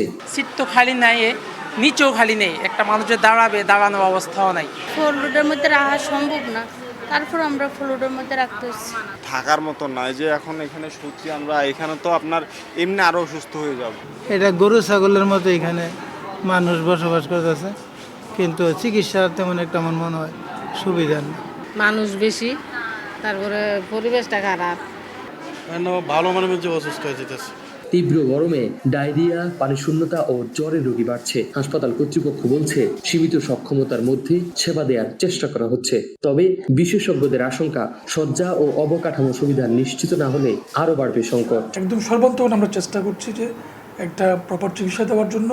যদিও আমরা রোগীদের কষ্টগুলো হচ্ছে কি, ওই যে বললাম যে ফ্লোরে রাখতে হচ্ছে, অনেক একটু কষ্ট হচ্ছে, তারপরেও কিন্তু আমরা সেবার দিক থেকে আমরা কিন্তু কোনো প্রকার কম্প্রোমাইজ করছি না। কিন্তু ডাক্তার অথবা আমরা যদি বলি নার্স, এদের সংকট আছে, কিন্তু সংকটটা আমরা সারা দিন রাত 24 ঘন্টা পরিশ্রম করে আমরা ওই সংকট থেকে উত্তরণের চেষ্টা করি। অতিরিক্ত গরমে যখন নাকি রোদে থাকেন তখন আপনার হিট স্ট্রোক জাতীয় ওষুধ হতে পারে, আপনার হঠাৎ করে অজ্ঞান হয়ে যেতে পারেন, পড়ে যেতে পারেন, সে কারণে রোগ বাড়তে পারে। আর একটা হচ্ছে আপনার গরমে, অতিরিক্ত গরমে ডিহাইড্রেশন হতে পারে, পানি শূন্যতা হয়ে যেতে পারে। 500 শয্যার কুমিল্লা মেডিকেল কলেজ হাসপাতালে গত 10 দিনে চিকিৎসা সেবা নিয়েছেন 20,000-এর বেশি রোগী, যার অধিকাংশই মেডিসিন বিভাগের।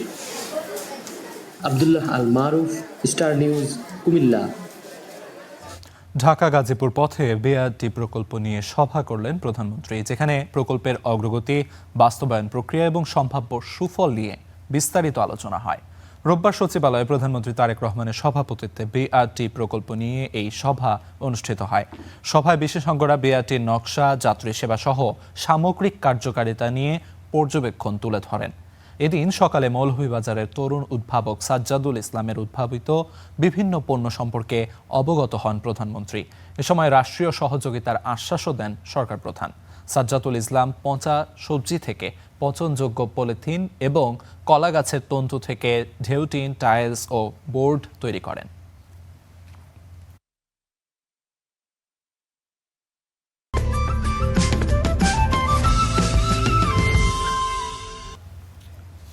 গুড মর্নিং বাংলাদেশে আরেকবার স্বাগত। সাথে থাকার জন্য ধন্যবাদ।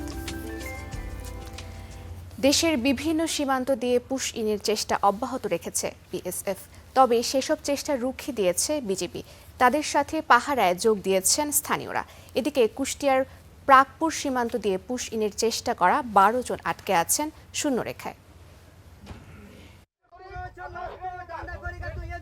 জয়পুরহাটের পাঁচবিবি উপজেলার হাটখোলা সীমান্তে এক বৃদ্ধকে বাংলাদেশে পুশ ইনের চেষ্টা করেছে বিএসএফ। তবে স্থানীয়দের সহায়তায় তাকে আবার ভারতে ফেরত পাঠায় বিজিবি। ওই লোক বলে যে আমাকে ইন্ডিয়া থেকে পার করে দিছে, পার করে দেওয়ার পর আমি পথ ভুলে এখানে আসছি। সঙ্গে সঙ্গে বিজিবিকে খবর দেওয়ার পরে বিজিবিরা সঙ্গে সঙ্গে সীমানা পার করা দিয়ে দেয়। কুষ্টিয়ার দৌলতপুরে প্রাকপুর সীমান্ত 3 দিন ধরে শূন্যরেখায় আটকে আছেন নারী ও শিশুসহ 12 জন। বিজিবির বাধায় পুশিন চেষ্টা ব্যর্থ হলেও তাদের ফেরত নিচ্ছে না বিএসএফ। ফলে পাট খেতে মানবেতর জীবন কাটছে তাদের। পাশের জেলা চুয়াডাঙ্গার দর্শনা সীমান্ত দিয়ে রোববার ভোরে 11 জনকে পুশিনের চেষ্টা করেছে বিএসএফ। তবে বিজিবির বাধায় সেই চেষ্টাও ব্যর্থ হয়েছে। খবর পেয়ে বিজিবির সাথে প্রতিরোধে যোগ দিয়েছে গ্রামবাসী। যে কোনো পরিস্থিতিতে সীমান্ত রক্ষায় তৎপর স্থানীয়রা। আগে যে তৎপরতা ছিল এখন তার থেকে অনেক গুণ বাড়িয়েছে। এখন কিন্তু ওদের আপনার 24 ঘন্টা ডিউটি হচ্ছে। তাদের সাথে আমরা জনগণও আছি এবং তাদের সাহস বাড়ানোর জন্য আমাদের এলাকাবাসীও প্রতিদিন রাত্রেই থাকে তাদের সাথে। সর্বদা আছি, সকাল বিকাল সন্ধ্যা রাত্রি। ওরা ওর মতন দেখছে, আমরা আমারও মতন দেখছি। ভারত থেকে অবৈধ লোক যেন বাংলাদেশে প্রবেশ না করতে পারে। পুশিন চেষ্টায় ব্যর্থ হয়ে ওই 11 জনকে সরিয়ে নিয়েছে বিএসএফ। বাড়তি টহল অব্যাহত রাখার কথা জানিয়েছে বিজিবি। সীমান্তে জনবল বৃদ্ধি করে, গোয়েন্দা নজরদারি বৃদ্ধি করে টহল তৎপরতা 24 ঘন্টা অব্যাহত রেখেছি। জনগণকে সাথে নিয়ে আমরা যেগুলা বিএসএফের গেট আছে এবং যেগুলা ভার্নারেবল পয়েন্ট, অর্থাৎ যেখান দিয়ে অনুপ্রবেশ হওয়ার সম্ভাবনা রয়েছে, ওইসব পয়েন্টে আমরা একেবারে স্ট্যাটিকভাবে ডিউটি করতেছি। এদিকে কুড়িগ্রামের রৌমারী সীমান্তেও একই চিত্র। উপজেলার বংশীরচর সীমান্ত দিয়ে 9 জনকে পুশিনের চেষ্টা করেছে বিএসএফ। এই ঘটনাকে কেন্দ্র করে উত্তেজনা ছড়িয়েছে সীমান্ত এলাকায়।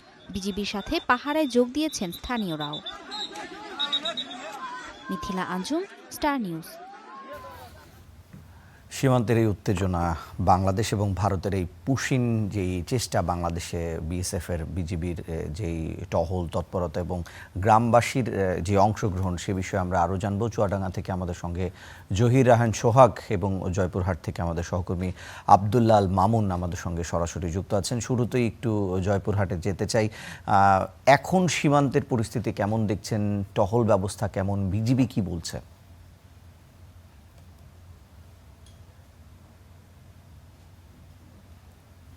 শুভ সকাল। আমরা গতকাল থেকেই দেখছিলাম সারা বাংলাদেশের অধিকাংশ জেলাতেই কিন্তু আমরা দেখেছি পুশিনের ঘটনা ঘটছে। তবে জয়পুরহাটের কথা যদি আমি আপনাকে একটু বলি, যে জয়পুরহাটে গতকাল সকাল 8টার দিকে জয়পুরহাটের পাঁচবিবি উপজেলার যে হাটখোলা সীমান্ত রয়েছে 279 এবং 79 যে সাবপিলার 20 রয়েছে, 27 রয়েছে, সেই 27-এর সাবপিলারের পাশেই কিন্তু ভারতীয় এক বৃদ্ধকে পুশিন করা হয়েছিল। তবে সেটি স্থানীয়রা জানতে পেরে বিজিবির সহায়তায় তাকে কিন্তু আবার পুশব্যাক করা হয়েছে। তবে একটি অমানবিক বিষয় আমরা দেখেছি, আমি নিজেও সেইখানে গিয়েছিলাম। সেখানে গিয়ে দেখি সেই বৃদ্ধ মানুষটিকে কিন্তু একেবারেই অর্ধকোমর পানির নিচে রেখে বিএসএফরা কিন্তু তাকে নির্যাতন করছিল। আমরা দেখেছি যে বিএসএফরা পানি পান করছিল, সে সময় সেই বৃদ্ধ মানুষটি কিন্তু পানি চাচ্ছিলেন তার কাছ থেকে, কিন্তু সে সময় পানি দেওয়ার বদলে সেই বৃদ্ধটিকে নির্যাতন করছিল। আমরা সেই অমানবিক বিষয়টি কিন্তু দেখেছি। আরেকটি বিষয় যে স্থানীয়রা বলছেন সেটি যে কোনোভাবেই ভারত থেকে যেন পুশিন না করা হয়, সেক্ষেত্রে এখানকার ভারতীয় সীমান্তের যারা মানুষ রয়েছে তারা সবসময় সতর্ক অবস্থানে রয়েছেন। এখনকার পরিস্থিতি যদি আমি আপনাকে বলি, যে সেই বৃদ্ধটিকে কিন্তু গতকাল রাত 9টার দিকে লাইট বন্ধ করে বিএসএফরা নিয়ে গেছে। আমি এই এলাকায় এসে স্থানীয়দের কাছ থেকে সেটি জানতে পেরেছি। এখন পর্যন্ত বিজিবি এবং স্থানীয়রা খুবই সতর্ক অবস্থানে রয়েছে, কাউকেই কোনোভাবেই যেন পুশিন করতে না পারে বিএসএফরা, সে বিষয়ে কিন্তু সতর্ক অবস্থানে রয়েছে। আমরা পরবর্তী সংবাদে আবারও বিস্তারিত জানা চেষ্টা করব। এই ছিল এখনকার মতো জয়পুরহাটের সীমান্তের সর্বশেষ খবর। রিশান। মামুন, আপনাকে ধন্যবাদ। দর্শক, আমরা জয়পুরহাটের সীমান্ত পরিস্থিতি সম্পর্কে জানছিলাম সহকর্মী মামুনের মাধ্যমে। আমাদের সঙ্গে আরেকজন যুক্ত আছেন চুয়াডাঙ্গা থেকে জহির রাহান সোহাগ। সোহাগ, এই আপনার চুয়াডাঙ্গার যে সীমান্ত পরিস্থিতি, সেটি এখন কেমন রয়েছে?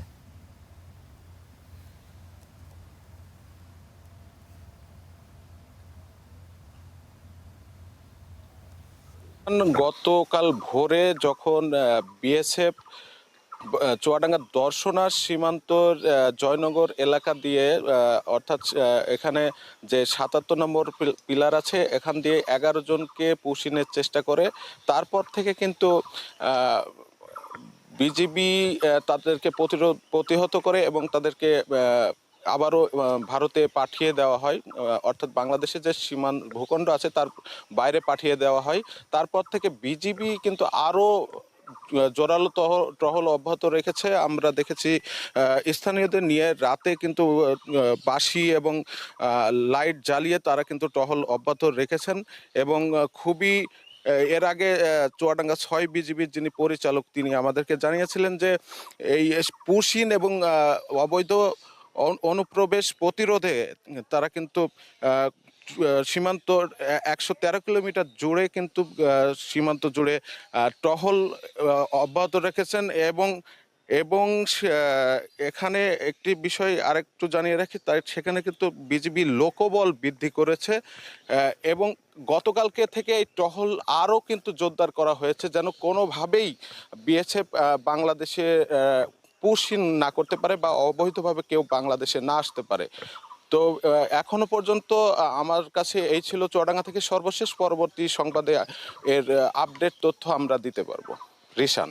সোহাগ, আপনাকে ধন্যবাদ। দর্শক, আমরা জানছিলাম আমাদের সহকর্মীদের কাছ থেকে চুয়াডাঙ্গা এবং জয়পুরহাটের যে সীমান্ত পরিস্থিতি এখন কেমন রয়েছে সে সম্পর্কে আমরা সর্বশেষ তথ্য জানছিলাম। ফারিয়া, আমরা কিন্তু এই যে পুশিন চেষ্টার মাধ্যমে কিন্তু বাংলাদেশ এবং ভারতের যে সীমান্ত সেখানে কিন্তু উত্তেজনা বিরাজ করছে বেশ কিছুদিন যাবৎ আমরা দেখছি, এবং এমনও কিন্তু আমরা দেখলাম যে ভারতের নাগরিক তাকে বাংলাদেশে পুশিনের চেষ্টা করা হয়েছে, পরবর্তীতে তার নাম পরিচয় সবকিছু গণমাধ্যমে চলে এসেছে। বিজেপির সাথে কিন্তু এখন স্থানীয়রাও এই বিষয়ে অনেক তৎপর রয়েছেন যে তাদেরকে সতর্ক থাকতে হবে, যে কোনো সময় পুশিনের ঘটনা ঘটতে পারে।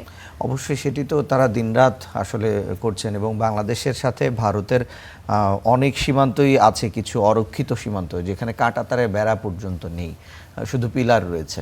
তো সেক্ষেত্রে এই অরক্ষিত যেই সীমান্ত ব্যবস্থা সেখানেও কিন্তু আমাদের আসলে এই কাঁটাতারের বেড়া হোক সব কিছু এখন মানে এটা নিরাপত্তা বেষ্টনী বা একটা সীমান্ত তৈরি করার আসলে প্রয়োজন, যেটি আসলে এই যে বিজিবির যে এখন ওখানে কাঁটাতারের বেড়া নেই, একেবারে সরাসরি কেউ প্রবেশ করতে পারবে, প্রস্থান করতে পারবে, সেটি কিন্তু আসলে আমাদের সীমান্ত যেই ব্যবস্থা সেটাকে আসলে অরক্ষিত করে তুলছে। আমরা এই পর্যায়ে একটু জানতে চাই, ট্রাফিক আপডেট জানবো। অনেকেই হয়তো এখন ঘড়ির কাঁটায় ৮টা ৭ বাজে, অনেকেই হয়তো এখন অফিসের উদ্দেশ্যে বের হয়েছেন বা বের হবেন। তারা যদি ট্রাফিক আপডেট এবং ওয়েদারের আপডেট যদি জেনে বের হতে পারেন সেক্ষেত্রে কিন্তু আজকের দিনটি আপনার ভালো কাটতে পারে। সেই ট্রাফিক আপডেট এবং ওয়েদার আপডেট আমরা জানবো আমাদের সহকর্মী আলিফের মাধ্যমে অন্য একটি স্টুডিও থেকে। ঋষান, আপনাকে অসংখ্য ধন্যবাদ। যেমনটি বলছিলেন, আসলে দর্শকদের আমরা প্রতিদিনই জানিয়ে দিতে চাই আসলে সেই দিনের আবহাওয়া এবং ট্রাফিক আপডেট। যেমনটি হয় আসলে ঘড়ির কাঁটায় এখন 8টা বেজে 7 মিনিট, এবং এই জায়গায় আসলে অনেকেই হয়তো অফিস যাত্রী যারা আছেন, অফিসমুখী যাত্রী যারা আছেন, তারা হয়তো ঘর থেকে বেরোচ্ছেন। সেই ঘর থেকে বের হওয়ার পূর্ব মুহূর্তে যদি আবহাওয়ার পূর্বাভাস এবং ট্রাফিক আপডেটটি জেনে নেওয়া যায়, হয়তো জীবনটি অনেকাংশেই সহজ হয়। আর আপনাদের জীবনকে সেই সহজ করে দেওয়ার জন্য আমাদের নিয়মিত আয়োজন নিয়ে আমি সঙ্গে আছি। এবং প্রথমে আমরা আজ দেখে নিতে চাই বিশ্বের বিভিন্ন দেশে বায়ুমান সূচকে আসলে কোন কোন দেশ আসলে এগিয়ে রয়েছে, শীর্ষস্থানে কারা রয়েছে, এবং বাংলাদেশের অবস্থান কোথায়, ঢাকার অবস্থান কোথায়, সেটি আমরা দেখে নেব। তো প্রথমে আমরা দেখে নিতে চাই বিশুদ্ধ বায়ুমানের দিক থেকে কারা আসলে এখন প্রথম সারির দেশগুলো কারা। বায়ুমানের হিসেবে বায়ুমান সূচক 7 নিয়ে প্রথম স্থান ধরে রেখেছে নরওয়ের শহর অসলো, এবং বায়ুমান স্বাভাবিকভাবে সেখানে যথেষ্ট ভালো, যেহেতু বায়ুমান সূচকে সেটির অবস্থান 7 রয়েছে। সূচকে সাধারণত 0 থেকে 50 পর্যন্ত বায়ুমান সূচকে যদি কোনো দেশের অবস্থান থাকে সেটিকে ভালো হিসেবে ধরে নেওয়া হয়, এবং 51 থেকে 100 পর্যন্ত মোটামুটি সন্তোষজনক। তবে 100-র উপরে বায়ুমান সূচকে উঠে গেলে সেই দেশের বায়ুমানকে স্বাভাবিকভাবেই আবহাওয়ার সূচকে অস্বাস্থ্যকর বায়ু হিসেবে ধরে নেওয়া হয়। সেই জায়গায় নরওয়ের অসলো রয়েছে 1 নম্বরে, এবং দ্বিতীয় অবস্থানে রয়েছে নিউজিল্যান্ডের শহর অকল্যান্ড, যেটির বায়ুমান সূচকে যার মান হচ্ছে 11। অর্থাৎ অসলোর চাইতে কিছুটা বায়ুমান সূচকে তারা পিছিয়ে থাকলেও মোটামুটি তারা দ্বিতীয় অবস্থানে রয়েছে এবং বিশুদ্ধ বায়ু হিসেবেই তারা স্বীকৃতি পাচ্ছে। এবং এর পরবর্তীতে রয়েছে যুক্তরাষ্ট্রের ডেট্রয়েট শহর, পাশাপাশি ইউক্রেনের কিয়েভ রয়েছে, অস্ট্রেলিয়ার সিডনি রয়েছে, পরপর কতগুলো শহর রয়েছে যারা আসলে বিশুদ্ধ বায়ুমান ধরে রেখেছে। কানাডার টরন্টো রয়েছে এবং আরও যদি আমরা দেখি অস্ট্রেলিয়ার ক্যানবেরা রয়েছে। এই দেশগুলো আসলে বায়ুমান সূচকে বেশ এগিয়ে রয়েছে এবং বায়ুমান সূচকে এই এগিয়ে থাকা আসলে দেশের আবহাওয়ার জন্য যেমন জরুরি, দেশের আবহাওয়া জলবায়ু ধরে রাখার জন্য যেমনটি জরুরি, ঠিক তেমনিভাবে সুস্থ স্বাভাবিক জীবনযাপন করতে বায়ুমান সূচক কিন্তু আসলে গুরুত্বপূর্ণ ভূমিকা রাখে। বিভিন্ন ধরনের বায়ুবাহিত রোগ এবং বিভিন্ন ধরনের শ্বাস প্রশ্বাসজনিত সংক্রমণ থেকে বেঁচে থাকতে এই বায়ুমান সূচকের গুরুত্ব অপরিসীম। বায়ুমান সূচকে কোনো দেশের বায়ু যদি আসলে পিছিয়ে থাকে এবং সেই ক্ষেত্রে আসলে বায়ুতে বিভিন্ন ধরনের ধূলিকণা কিংবা বিভিন্নভাবে দূষণ, এই দূষণ কিন্তু আসলে মানবদেহের ফুসফুস এবং বিভিন্নভাবে বিভিন্ন নানা জটিলতা তৈরি করে। সেই জায়গায় আমরা একটু যদি ঢাকার অবস্থান দেখে আসতে চাই, স্বাভাবিকভাবে ব্যাপারটি বেশ দুঃখজনক যে ঢাকার অবস্থান খুঁজতে আমাদের আসলে ক্লিনলিয়াস সিটির পরিবর্তে পলিউটেড সিটিসে যেতে হয় এবং সেই পলিউটেড সিটিস তালিকায় বেশ শুরুর দিকেই আসলে বাংলাদেশের অবস্থান থাকে। এখানে হয়তো আজ 20-এর মধ্যে হয়তো ঢাকার অবস্থান রয়েছে। জি, যেমনটি বলছিলাম, বাংলাদেশের অবস্থান হচ্ছে 20, অর্থাৎ দূষিত বায়ুর তালিকায় বাংলাদেশ আজ 20তম অবস্থানে রয়েছে এবং বায়ুমান সূচকে যার অবস্থান হচ্ছে 81। আইকিউ এয়ার সুইজারল্যান্ড ভিত্তিক একটি জরিপ সংস্থা যারা কিনা বায়ুমান সূচক জরিপ করে থাকে, পরিমাপ করে থাকে, তাদের সূচক অনুযায়ী ঢাকার অবস্থান আজ 20তম এবং ঢাকার বায়ুমান সূচক 81। যেমনটি আজ শুরুতে বলছিলাম, মোটামুটি 50 থেকে 100-র মধ্যে যদি বায়ুমান থাকে সেটি আসলে ভালো না, তবে মোটামুটি সন্তোষজনক। সেই জায়গায় আসলে বাংলাদেশের অবস্থান মোটামুটি সন্তোষজনক হলেও জিনিসটি আসলে শঙ্কার, কেননা আমরা জেনে আসি যে প্রতিনিয়তই কিন্তু আসলে ঢাকার অবস্থান এরকম মোটামুটি তলানিতেই থাকে বায়ুমান সূচকের দিকে, অর্থাৎ পলিউটেড সিটিজের উপরের দিকেই কিন্তু ঢাকার অবস্থান থেকে থাকে এবং সেটি আসলে বাংলাদেশের জনগণের জন্য কিংবা ঢাকার বসবাসকারী জনগণের জন্য আসলে বেশ শঙ্কা জাগানোই একটা বিষয়। এবং এই জায়গায় আমরা যদি বায়ুমানের বিস্তারিত দেখতে চাই ঢাকার, তাহলে যেটি আমরা দেখতে পাবো সেটি হচ্ছে এই যে বায়ুমান সূচক সেটি আসলে সকালের দিকে যেমনটা থাকে, যতই বেলা গড়াতে থাকে, বেলা গড়াতে কিন্তু আসলে বায়ুমান সূচকের অবস্থা আরও খারাপের দিকে যেতে থাকে। যেমনটি 82, 83, 84, 85, অর্থাৎ প্রতিনিয়তই কিন্তু বায়ুমান সূচকে এটি পিছিয়েই যাচ্ছে বাংলাদেশের বায়ুমান সূচক, অর্থাৎ বেলা গড়ানোর সাথে সাথে বায়ুমান সূচক আসলে খারাপের দিকে যেতে থাকে। সেই সঙ্গে বায়ুমান খারাপ হওয়ার সঙ্গে আরেকটি বিষয় জড়িত, সেটি হচ্ছে বাতাসের আর্দ্রতা বা হিউমিডিটি যেটিকে বলা হয়। তো সেই হিউমিডিটিও কিন্তু আসলে ধীরে ধীরে একটি নিয়ামক হিসেবে বা প্রভাবক হিসেবে আসলে কাজ করে। তো এই ছিল আসলে বায়ুমান সূচক নিয়ে কথা। বায়ুমান সূচকের পাশাপাশি যদি আমরা ঢাকার আবহাওয়ার যে পূর্বাভাস সেটিতে যদি যেতে চাই, তবে দেখতে পাবো যে ঢাকার তাপমাত্রা হচ্ছে 27 ডিগ্রি সেলসিয়াস এবং সেই জায়গায় বোধ হচ্ছে কিংবা অনুভূত হচ্ছে 33 ডিগ্রি সেলসিয়াস, যার প্রধান কারণ ওই যে বলে আসলাম বায়ুমান সূচক এবং বাতাসের আর্দ্রতা। সেই সঙ্গে আসলে কিছুটা বৃষ্টির সম্ভাবনা রয়েছে এবং সেই বৃষ্টির সম্ভাবনা নিয়ে যদি আমরা একটু কথা বলতে চাই, সেখানে হচ্ছে আজ বেলা শুরুর দিকে কিছুটা 12টা পর্যন্ত, অর্থাৎ 10টার পর অর্থাৎ 11টা থেকে 12টার মাঝে কিছুটা বৃষ্টির সম্ভাবনা রয়েছে। বাট মোটামুটি সারা দিনই আসলে আবহাওয়া কিছুটা সূর্য ঝলমলে দিন আসলে থাকার সম্ভাবনা রয়েছে এবং তাপমাত্রাও কিন্তু বেলা বাড়ার সাথে সাথে কিছুটা বাড়বে এবং শেষ বেলায় গিয়ে তাপমাত্রা কিছুটা কমবে। এ পর্যায়ে যদি আমরা একটু যানবাহনের কথা যদি নিয়ে আসি, অর্থাৎ ট্রাফিক আপডেট যদি আপনাদেরকে দিতে চাই, তবে প্রথমে আমরা যেতে চাই আজ ঢাকার প্রবেশ পথগুলোতে আসলে কি অবস্থা। ঢাকার একটি গুরুত্বপূর্ণ প্রবেশ পথ আমিনবাজার গাবতলী প্রবেশ পথে কিন্তু এরই মধ্যে বেশ যানবাহনের চাপ বেড়ে গেছে, অর্থাৎ কিছুটা জ্যাম বা যানজট সেখানে আসলে পাওয়া যাবে। যারা এই রাস্তাটি ব্যবহার করবেন তাদেরকে আসলে মোটামুটি একটু সময় হাতে নিয়ে বের হতে হবে। এবং তার পাশাপাশি যদি আমরা গাবতলীর এই অংশটা ঢাকার প্রবেশ পথ নিয়ে যদি দেখি, সেখানে যেমনটি বললাম ঢাকার আরেকটি গুরুত্বপূর্ণ প্রবেশ পথ মহাখালীর দিকে যদি আমরা তাকাই, মহাখালীর এই অংশটাতে যেটি হবে, এই জায়গায় মহাখালী বাস টার্মিনাল যেখানে আসলে দেশের বিভিন্ন প্রান্ত থেকে নানামুখী বাস আসলে এখানে এসে ভেড়ে এবং এখান থেকে ঢাকা ছেড়ে যায়।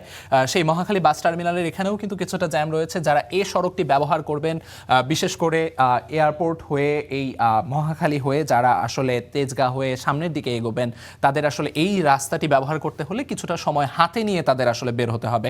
পাশাপাশি যদি আমরা আরেকটু বিস্তারিত দেখাতে চাই, এপাশ রয়েছে, এপাশে ঢাকার ভেতরের কিছু অংশ নিয়ে কথা বলতে চাই। ফার্মগেট বিজয় সরণি হয়ে যারা চলাফেরা করবেন, সেখানে কিন্তু বেশ ভালো এরই মধ্যে যানবাহনের চাপ বেড়ে গেছে, অর্থাৎ বেশ ভালো রকমের যানজট তাদের মোকাবেলা করতে হবে। সেই যানজট মোকাবেলায় আসলে সময় হাতে নিয়ে বের হওয়া বেশ সুবিধাজনক। তবে এই জায়গায় সচেতনতার অংশ হিসেবে যারা আসলে মেট্রো রেল ব্যবহার করবেন, তারা কিন্তু কিছুটা সময় হাতে পেয়ে যাচ্ছেন এবং কিছুটা সময় তারা বাঁচাতে পারছেন। পাশাপাশি আরও কিছু গুরুত্বপূর্ণ পয়েন্ট নিয়ে যদি আমরা কথা বলতে চাই, ফার্মগেটের কথা বললাম এরই মধ্যে, এবং কাজী নজরুল ইসলাম এভিনিউ কিছুটা ফাঁকা থাকলেও এ পাশে শাহবাগ হয়ে শাহবাগের এই অংশে কিন্তু বেশ ভালো রকমের যানজট এরই মধ্যে তৈরি হয়ে গেছে, অর্থাৎ বেশ ভালো রকমের যানবাহনের চাপ রয়েছে। অর্থাৎ এই অংশেও যারা চলাফেরা করবেন তাদেরকেও আসলে সময় হাতে নিয়ে বের হতে হবে। তো এই জায়গায় আসলে আর এপাশে মিরপুর রোড নিয়ে যদি কথা বলি, মিরপুরের এপাশেও কিন্তু এরই মধ্যে কিছুটা ফাঁকা থাকলেও সময় যত গড়াবে আসলে যানবাহনের চাপ বাড়তে থাকবে এবং যানজটের আশঙ্কা কিন্তু থেকেই যাচ্ছে। তো সেই জায়গায় সচেতন নাগরিক হিসেবে আপনাদের সকলের প্রতি আহ্বান থাকবে ট্রাফিক আইন মেনে চলা এবং সময় হাতে নিয়ে বের হওয়া। জীবনের মূল্য কিন্তু আসলে কখনোই সময়ের চেয়ে বেশি নয়, সেই বিষয়টি মাথায় রেখে আসলে আমাদের সময় নিয়ে রাস্তায় বের হতে হবে। এই জায়গায় এই ছিল আমার কাছে আবহাওয়া এবং ট্রাফিক আপডেটের সবশেষ। এ পর্যায়ে আমরা মূল স্টুডিওতে ফিরে যেতে চাই, সেখানে রয়েছেন আমাদের সহকর্মী রিশান। আলিফ, আপনাকে ধন্যবাদ। দর্শক, আমরা জেনে নিচ্ছিলাম আলিফের মাধ্যমে আজকের আবহাওয়া কেমন যাবে এবং ট্রাফিক আপডেট কি আছে। গোপালগঞ্জ শহরের পাচুরিয়া এলাকায় বালুবাহী একটি ট্রাক পার হওয়ার সময় ভেঙে পড়েছে বেইলি ব্রিজ। এই ঘটনায় ট্রাকটি খালে পড়ে যায়, একই সঙ্গে একটি ইজি বাইক ও একটি সাইকেলও খালে পড়ে যায়। এতে ট্রাকের চালক, হেলপার ও ইজি বাইক চালক আহত হয়েছেন।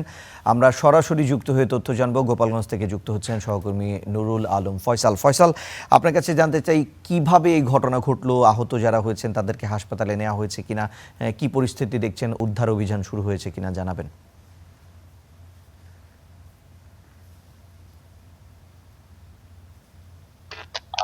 রিশান, যেমনটি বলছিলেন যে গোপালগঞ্জ শহরের পাচুরিয়া এলাকায় আসলে যে বেইলি ব্রিজ ভেঙে গতকাল একটি ট্রাক, বালু বোঝাই যে ট্রাকটি ছিল সেটি কিন্তু খালে পড়ে যায়। এই ঘটনায় সেই সময়ে কিন্তু তাকে সাথে ইজি বাইক এবং সাইকেলও পড়ে যায়। ট্রাকের ড্রাইভার, হেল্পার সব ইজি বাইক চালক। মোটামুটি বলা যায় গতকালকের ঘটনার পর থেকে আজকে এরই মধ্যে কিন্তু 24 ঘন্টা পার হয়ে গেছে। এখন পর্যন্ত কিন্তু সড়ক বিভাগের পক্ষ থেকে যেই ব্রিজটি মেরামত কিংবা এই যে যেই ট্রাকটি পড়ে গেছে সেটি উদ্ধারের জন্য কিন্তু কোনো তৎপরতা আমরা লক্ষ্য করিনি। আমরা সড়ক বিভাগের সাথে কথা বলেছিলাম, তারা আমাদেরকে যেটি জানিয়েছে যে 2-3 দিনের মধ্যেই আসলে এই যে ব্রিজটি সেটি মেরামত করা হবে, কিন্তু এখন পর্যন্ত আমরা কোনো তৎপরতা দেখতে পাইনি সড়ক বিভাগের। একটি কথা বলে রাখতে চাই যে এটি হচ্ছে গোপালগঞ্জ শহর থেকে ঘোড়াপাড়া যে যাতায়াত, এই চলাচলের কিন্তু প্রধান যে সড়ক, এটি কিন্তু মানুষ এখান দিয়ে যাতায়াত করে। তো মূলত এখানকার এই যে বেইলি ব্রিজ ভেঙে যাওয়ার পর থেকে দর্শক, আমরা জানছিলাম গোপালগঞ্জ শহরের পাচুরিয়া এলাকায় বালুবাহী একটি ট্রাক পার হওয়ার সময় বেইলি ব্রিজ ভেঙে পড়েছে, সেখানে কিন্তু বেশ কয়েকজন আহত হয়েছে। আমরা সরাসরি যুক্ত হয়ে কিন্তু তথ্য জানছিলাম গোপালগঞ্জ থেকে। দেখছেন গুড মর্নিং বাংলাদেশ, সঙ্গেই থাকুন।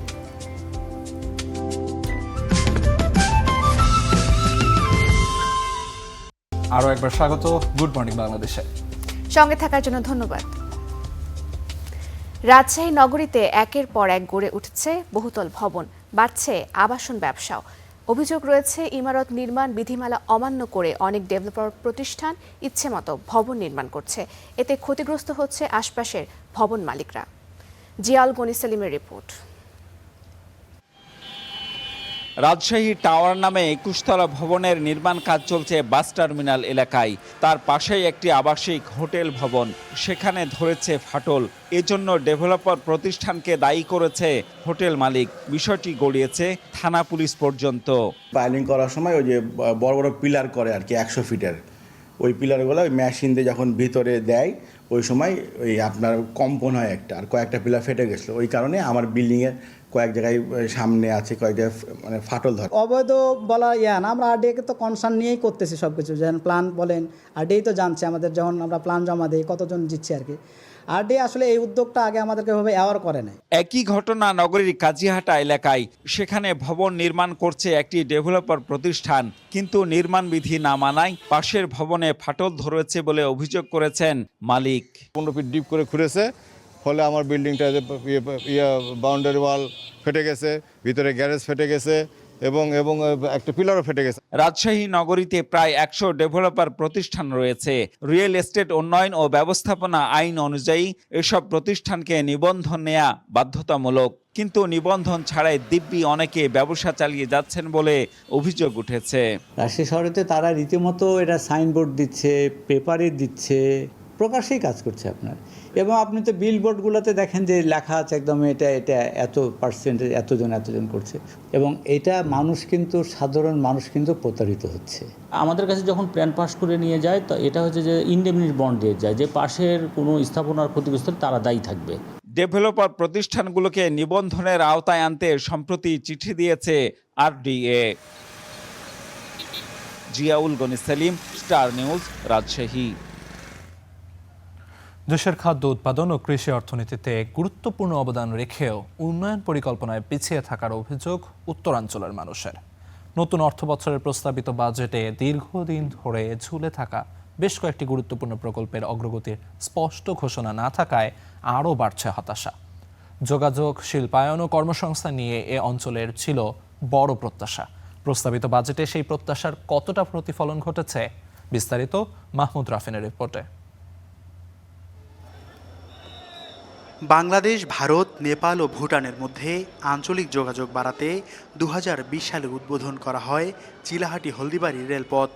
চালু হয় আন্তদেশীয় ট্রেন মিতালি এক্সপ্রেস, গতি বাড়ে পণ্য পরিবহন কার্যক্রমে। তবে 2024 সালের আগস্টে রাজনৈতিক পট পরিবর্তনের পর থেকে কার্যত বন্ধ রেল যোগাযোগ।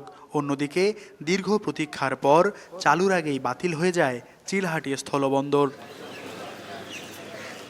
এমন বাস্তবতায় সৈয়দপুর বিমানবন্দরকে আন্তর্জাতিক বিমানবন্দর হিসেবে উন্নীত করা নিয়ে স্বপ্ন দেখছে উত্তরের জনপদ, কিন্তু ভূমি অধিগ্রহণ জটিলতায় প্রায় 7 বছর আটকে আছে প্রকল্পের কাজ। শিল্পায়নের সুবিধার্থে বগুড়া থেকে রংপুর হয়ে সৈয়দপুর পর্যন্ত প্রায় 1378 কোটি টাকা ব্যয়ে 150 কিলোমিটার গ্যাস সঞ্চালন লাইন স্থাপনের কাজ শেষ কয়েক বছর আগেই। তবে গ্যাস সরবরাহ না থাকায় নেই প্রত্যাশিত বিনিয়োগ। ন্যায্যতার ভিত্তিতে এই অঞ্চলেই উন্নয়ন কর্মকাণ্ডগুলো বেশি পরিচালিত হওয়ার কথা ছিল, কিন্তু সেটা আমরা দেখিনি। সমতার ভিত্তিতে এই অঞ্চলে বরাদ্দ নিশ্চিত করি, সেটিও এই অঞ্চলের প্রতি বৈষম্য হয়। যেহেতু দীর্ঘদিন ধরে উন্নয়ন বঞ্চিত হয়েছে, ফলে এই অঞ্চলের জন্য বিশেষ থোক বরাদ্দ নিশ্চিত করবার মধ্য দিয়ে এই অঞ্চলের যা প্রয়োজন ন্যায্যতার ভিত্তিতে সেই উন্নয়ন গুলোকে নিশ্চিত করাটা খুব জরুরি। 2024 সালে কুড়িগ্রামে বিশেষ অর্থনৈতিক অঞ্চলের জন্য ভুটানের রাজা জমি পরিদর্শন করলেও অগ্রগতি নেই। রংপুর ইপিজেড ও পঞ্চগড় লালমনিরহাটের অর্থনৈতিক অঞ্চল প্রতিষ্ঠারও একই অবস্থা। আগের প্রকল্পগুলোর দৃশ্যমান অগ্রগতি না থাকলেও প্রস্তাবিত বাজেটে এবার নীলফামারী ও কুড়িগ্রামে নতুন অর্থনৈতিক অঞ্চল প্রতিষ্ঠার আশা। সারা দেশে যখন 7% মানুষ গরিব কমেছে, তখন এই অঞ্চলে 7% মানুষ গরিব বেড়েছে, এই দৃষ্টান্তও আছে। এই অঞ্চলের শিল্পায়নের জন্য যদি একটা প্রণোদনা না থাকে, তাহলে আসলে এখানে শিল্পের বিকাশটা ওরকম হবে না। সেজন্য আমরা মনে করি যে বাংলাদেশের অর্থনৈতিকভাবে সবচেয়ে পিছিয়ে থাকা রংপুর অঞ্চলে যারা শিল্পায়ন করবে, তাদের জন্য যেন একটা প্রণোদনার ব্যবস্থা রাখা হয়। রংপুর অঞ্চলের টেকসই উন্নয়নে প্রস্তাবিত বাজেটে সুষম বরাদ্দের প্রতিফলন নেই বলে দাবি সচেতন মহলের। রংপুর অঞ্চলের জন্য যেটা আরও দুর্ভাগ্যের, সেটা হচ্ছে যে কর্মমুখী প্রকল্প গ্রহণ করা, প্রায়োরিটি দেওয়া দরকার। হতাশাব্যঞ্জক একটি বাজেট। রংপুর পিছিয়ে পড়া অঞ্চল, আরও পিছিয়ে যাওয়ার জন্যই আমরা মনে করব যে তিস্তাকে গুরুত্ব দেওয়া হয় নাই, শ্যামাসুন্দরীকে গুরুত্ব দেওয়া হয় নাই, এয়ারপোর্টকে গুরুত্ব দেওয়া হয় নাই, মেডিকেল বিশ্ববিদ্যালয়কে গুরুত্ব দেওয়া হয় নাই, এবং উন্নয়নমূলক যে খাতগুলো আছে আরও সেগুলোকে গুরুত্ব দেওয়া হয়নি। বাজেট বৈষম্য নিরসনে, যোগাযোগ, শিল্পায়ন ও অবকাঠামো উন্নয়নে বিশেষ বরাদ্দের দাবি উত্তরাঞ্চলের মানুষের। মাহমুদ রাফিন, স্টার নিউজ, রংপুর। ভরা মৌসুমেও হাসি নেই সাতক্ষীরার আম চাষি ও ব্যবসায়ীদের মুখে। লাভের বড় অংশ চলে যাচ্ছে ক্যারেট, বস্তা, কাগজ আর পরিবহন খরচে। কোনো কোনো ক্ষেত্রে 1 পণ আম ভোক্তার কাছে পাঠাতে খরচ পড়ছে আমের দামের কাছাকাছি। এতে অতিরিক্ত অর্থ গুনতে হচ্ছে ক্রেতাদের। সবার আগে বাজারে উঠেছে আম, ফুরিয়ে আসছে সময়। তাই শেষ মুহূর্তে আম সংগ্রহ, বাছাই ও বাজারজাতকরণে ব্যস্ত সাতক্ষীরার চাষিরা। চলতি মৌসুমে ফলন হয়েছে বাম্পার, তবে কাটেনি দুশ্চিন্তা। বাগানি আর ব্যবসায়ীদের দাবি এবার দাম কম, তার উপর মরার উপর খাড়ার ঘা হয়ে দাঁড়িয়েছে প্যাকেজিং খরচ। আমরা এখান থেকে কিনে প্যাকেজিং খরচ, লিভার খরচ, গাড়ি ভাড়া দিয়ে আমাদের যে মুকাম, ঢাকা, ভৈরব এসব দিকে পাঠিয়ে সেখান থেকে আমরা সেই পরিমাণ অর্থ পাচ্ছি না। ক্যারেট এখানটাই সিজন শেষে বিক্রি হয় 140 টাকা, 130 টাকা, কিন্তু সিজনের সময় এসে একই ক্যারেট বিক্রি হচ্ছে 270 টাকা, 280 টাকা। অনলাইন আম বিক্রেতারাও পড়েছেন বিপদে। জানান, ক্যারেটের দাম বেড়ে যাওয়ায় কঠিন হয়ে পড়েছে আম বাণিজ্য। 28 টাকা যদি 1 কেজি আম পার কেজিতে পড়ে, তো গ্রাহকের কাছে সেই আমটা প্রায় পৌঁছাতে গেলে 130 টাকা 40 টাকা কেজি পড়ে যায়। এবারে যে দেখা যায় যে 700 টাকার আম আমি কাস্টমারের কাছে পৌঁছে দিতে আমার খরচ হয়ে যাচ্ছে 1200-1300 টাকা। বস্তা বিক্রি হয় 20 টাকা পিস খালি বস্তা, আর ক্যারেট আম টাম দিয়ে সাজাই কমপ্লিট করে বস্তাতে সেলাই করে দেবে আপনার 300 টাকা পিস। বাজারজাত খরচ বাড়ার কথা স্বীকার করলেন কৃষি কর্মকর্তা। উৎপাদক ও ভোক্তার মধ্যে সরাসরি সংযোগ বাড়ানোর উপর জোর দিচ্ছেন তারা। সরকারিভাবে এখন যেটা শুরু হয়েছে, পোস্ট অফিসের মাধ্যমে যেটা যায় কেজিতে 5 টাকা দরে তারা খরচটা বহন করতে পারে। এক্ষেত্রে যদি আমাদের সার্বিক ব্যবস্থাপনায় আমরা এটা আনতে পারি যে কৃষক কম খরচে তাদের আমগুলো অনলাইনের মাধ্যমে হোক বা বাণিজ্যিকভাবে তারা নিজেরা বিক্রি করতে পারে, তাহলে আমাদের সাতক্ষীরার আম কৃষক বা ব্যবসায়ী যারা আছে তারা অধিক লাভবান হবে। পাশাপাশি পরিবহন খরচ নিয়েও বিপাকে পড়েছেন আম চাষি সহ ব্যবসায়ীরা। Desk report, star news. চলছে জ্যৈষ্ঠের রসালো ফল লিচুর মৌসুম। সংগ্রহ, বাছাই এবং বাজারজাতকরণে ব্যস্ত সময় পার করছেন বাগানীরা। এ বিষয়ে আমরা আরও জানবো। দিনাজপুর থেকে আমাদের সঙ্গে যুক্ত হচ্ছেন সহকর্মী মোস্তাফিজুর রহমান। মোস্তাফিজ, লিচুর বাজার কেমন এবং স্বাদ গুণে কেমন দেখছেন ক্রেতা বিক্রেতাদের আনাগোনা? ধন্যবাদ ঋষান। আসলে এখনই প্রায় আমরা যে লিচু বাজারে আছি সেটি এখন একেবারে অনেকটাই ফাঁকা রয়েছে। জমজমাট যে বাজারটি সেটি প্রায় শেষ হতে চলেছে, যেহেতু মৌসুম শেষের দিকে রয়েছে। সরবরাহ কম থাকায় কিন্তু ক্রেতাদের উপস্থিতি ঠিক থাকলেও বিক্রেতারা যারা রয়েছেন, বাগান চাষি যারা রয়েছে, তাদের উপস্থিতি কম রয়েছে, যেহেতু তাদের কাছে লিচু সে পরিমাণে নেই। তারা বিক্রি করতে করতে প্রায় শেষ পর্যায়ে এসে পৌঁছেছে। যেহেতু সরবরাহ কম রয়েছে, তাই লিচু বাজারগুলোতে আমরা ঘুরে দেখেছি যে গেল এক সপ্তাহের তুলনায় কিন্তু পর্যাপ্ত পরিমাণে লিচু না থাকার কারণে দাম কিছুটা বৃদ্ধি পেয়েছে। বিশেষ করে ক্রেতারা এখনো দূর দূরান্ত থেকে আসছেন। যারা স্থানীয় ক্রেতা রয়েছে বিভিন্ন উপজেলা থেকে, তারাও কিন্তু আসছেন এই বাজারগুলোতে তাদের যে পছন্দ মতো রসালো লিচু সেটি ক্রয় করার জন্য। কিন্তু পর্যাপ্ত সরবরাহ না থাকায় কিন্তু তারা বাড়তি দামে তাদেরকে কিনতে হচ্ছে বলে আমরা আমাদেরকে জানিয়েছেন। আমরা কয়েকজন ক্রেতার সাথে কথা বলেছি, তারা যেটি জানিয়েছে যে গেল এক সপ্তাহ আগেও যেসব লিচু তারা কিনেছেন, বেদানা, বোম্বে বা চায়না থ্রি জাতের, সেই পার লিচু প্রতি 100 লিচুতে কিন্তু 150 থেকে 200 টাকা বেশি দরে কিন্তু কিনতে হচ্ছে। যদি লিচুর বাজারের দরটা বলি তাহলে হচ্ছে যে এই মুহূর্তে যেসব লিচু পাওয়া যাচ্ছে তাদের মধ্যে রয়েছে বেদানা, বোম্বাই, চায়না থ্রি এবং কাঁঠালি জাতের লিচু। কাঁঠালি জাতের লিচু প্রতি 100 পিস লিচু আকার ভেদে 700 থেকে 800 টাকা বিক্রি হচ্ছে। চায়না থ্রি যেটি বা চায়না 3 জাতের যেটি লিচু রয়েছে সেটি মূলত সবচেয়ে বেশি দামে বিক্রি হচ্ছে। সেটি হচ্ছে প্রতি 100 পিস লিচু আকার ভেদে 1200 থেকে 1800 টাকা পর্যন্ত আজকের বাজার দরে কিন্তু চায়না থ্রি লিচু বিক্রি হচ্ছে। এরপরে রয়েছে বোম্বাই লিচু। বোম্বাই লিচু গেল সপ্তাহে ওটি মূলত 3000 থেকে 3200 টাকা বিক্রি হয়েছে, সেটি বর্তমানে 4000 থেকে 4500 টাকা পর্যন্ত বিক্রি হচ্ছে। এছাড়াও বেদানা লিচু রয়েছে, যেটি গত সপ্তাহে 6000 টাকা বিক্রি হয়েছে প্রতি হাজার, সেটি কিন্তু আজকে বিক্রি হচ্ছে 7 থেকে 8000 টাকা প্রতি হাজার লিচু আকার ভেদে সেটি তার মধ্যে। ক্রেতা সমাগম এখনো পর্যাপ্ত রয়েছে, কিন্তু চাষিদের কাছে বা বাগানি যারা রয়েছেন তাদের কাছে পর্যাপ্ত পরিমাণে লিচু না থাকায় তারা কিন্তু বাড়তি দামে ক্রেতাদেরকে এই লিচুগুলো কিনতে হচ্ছে।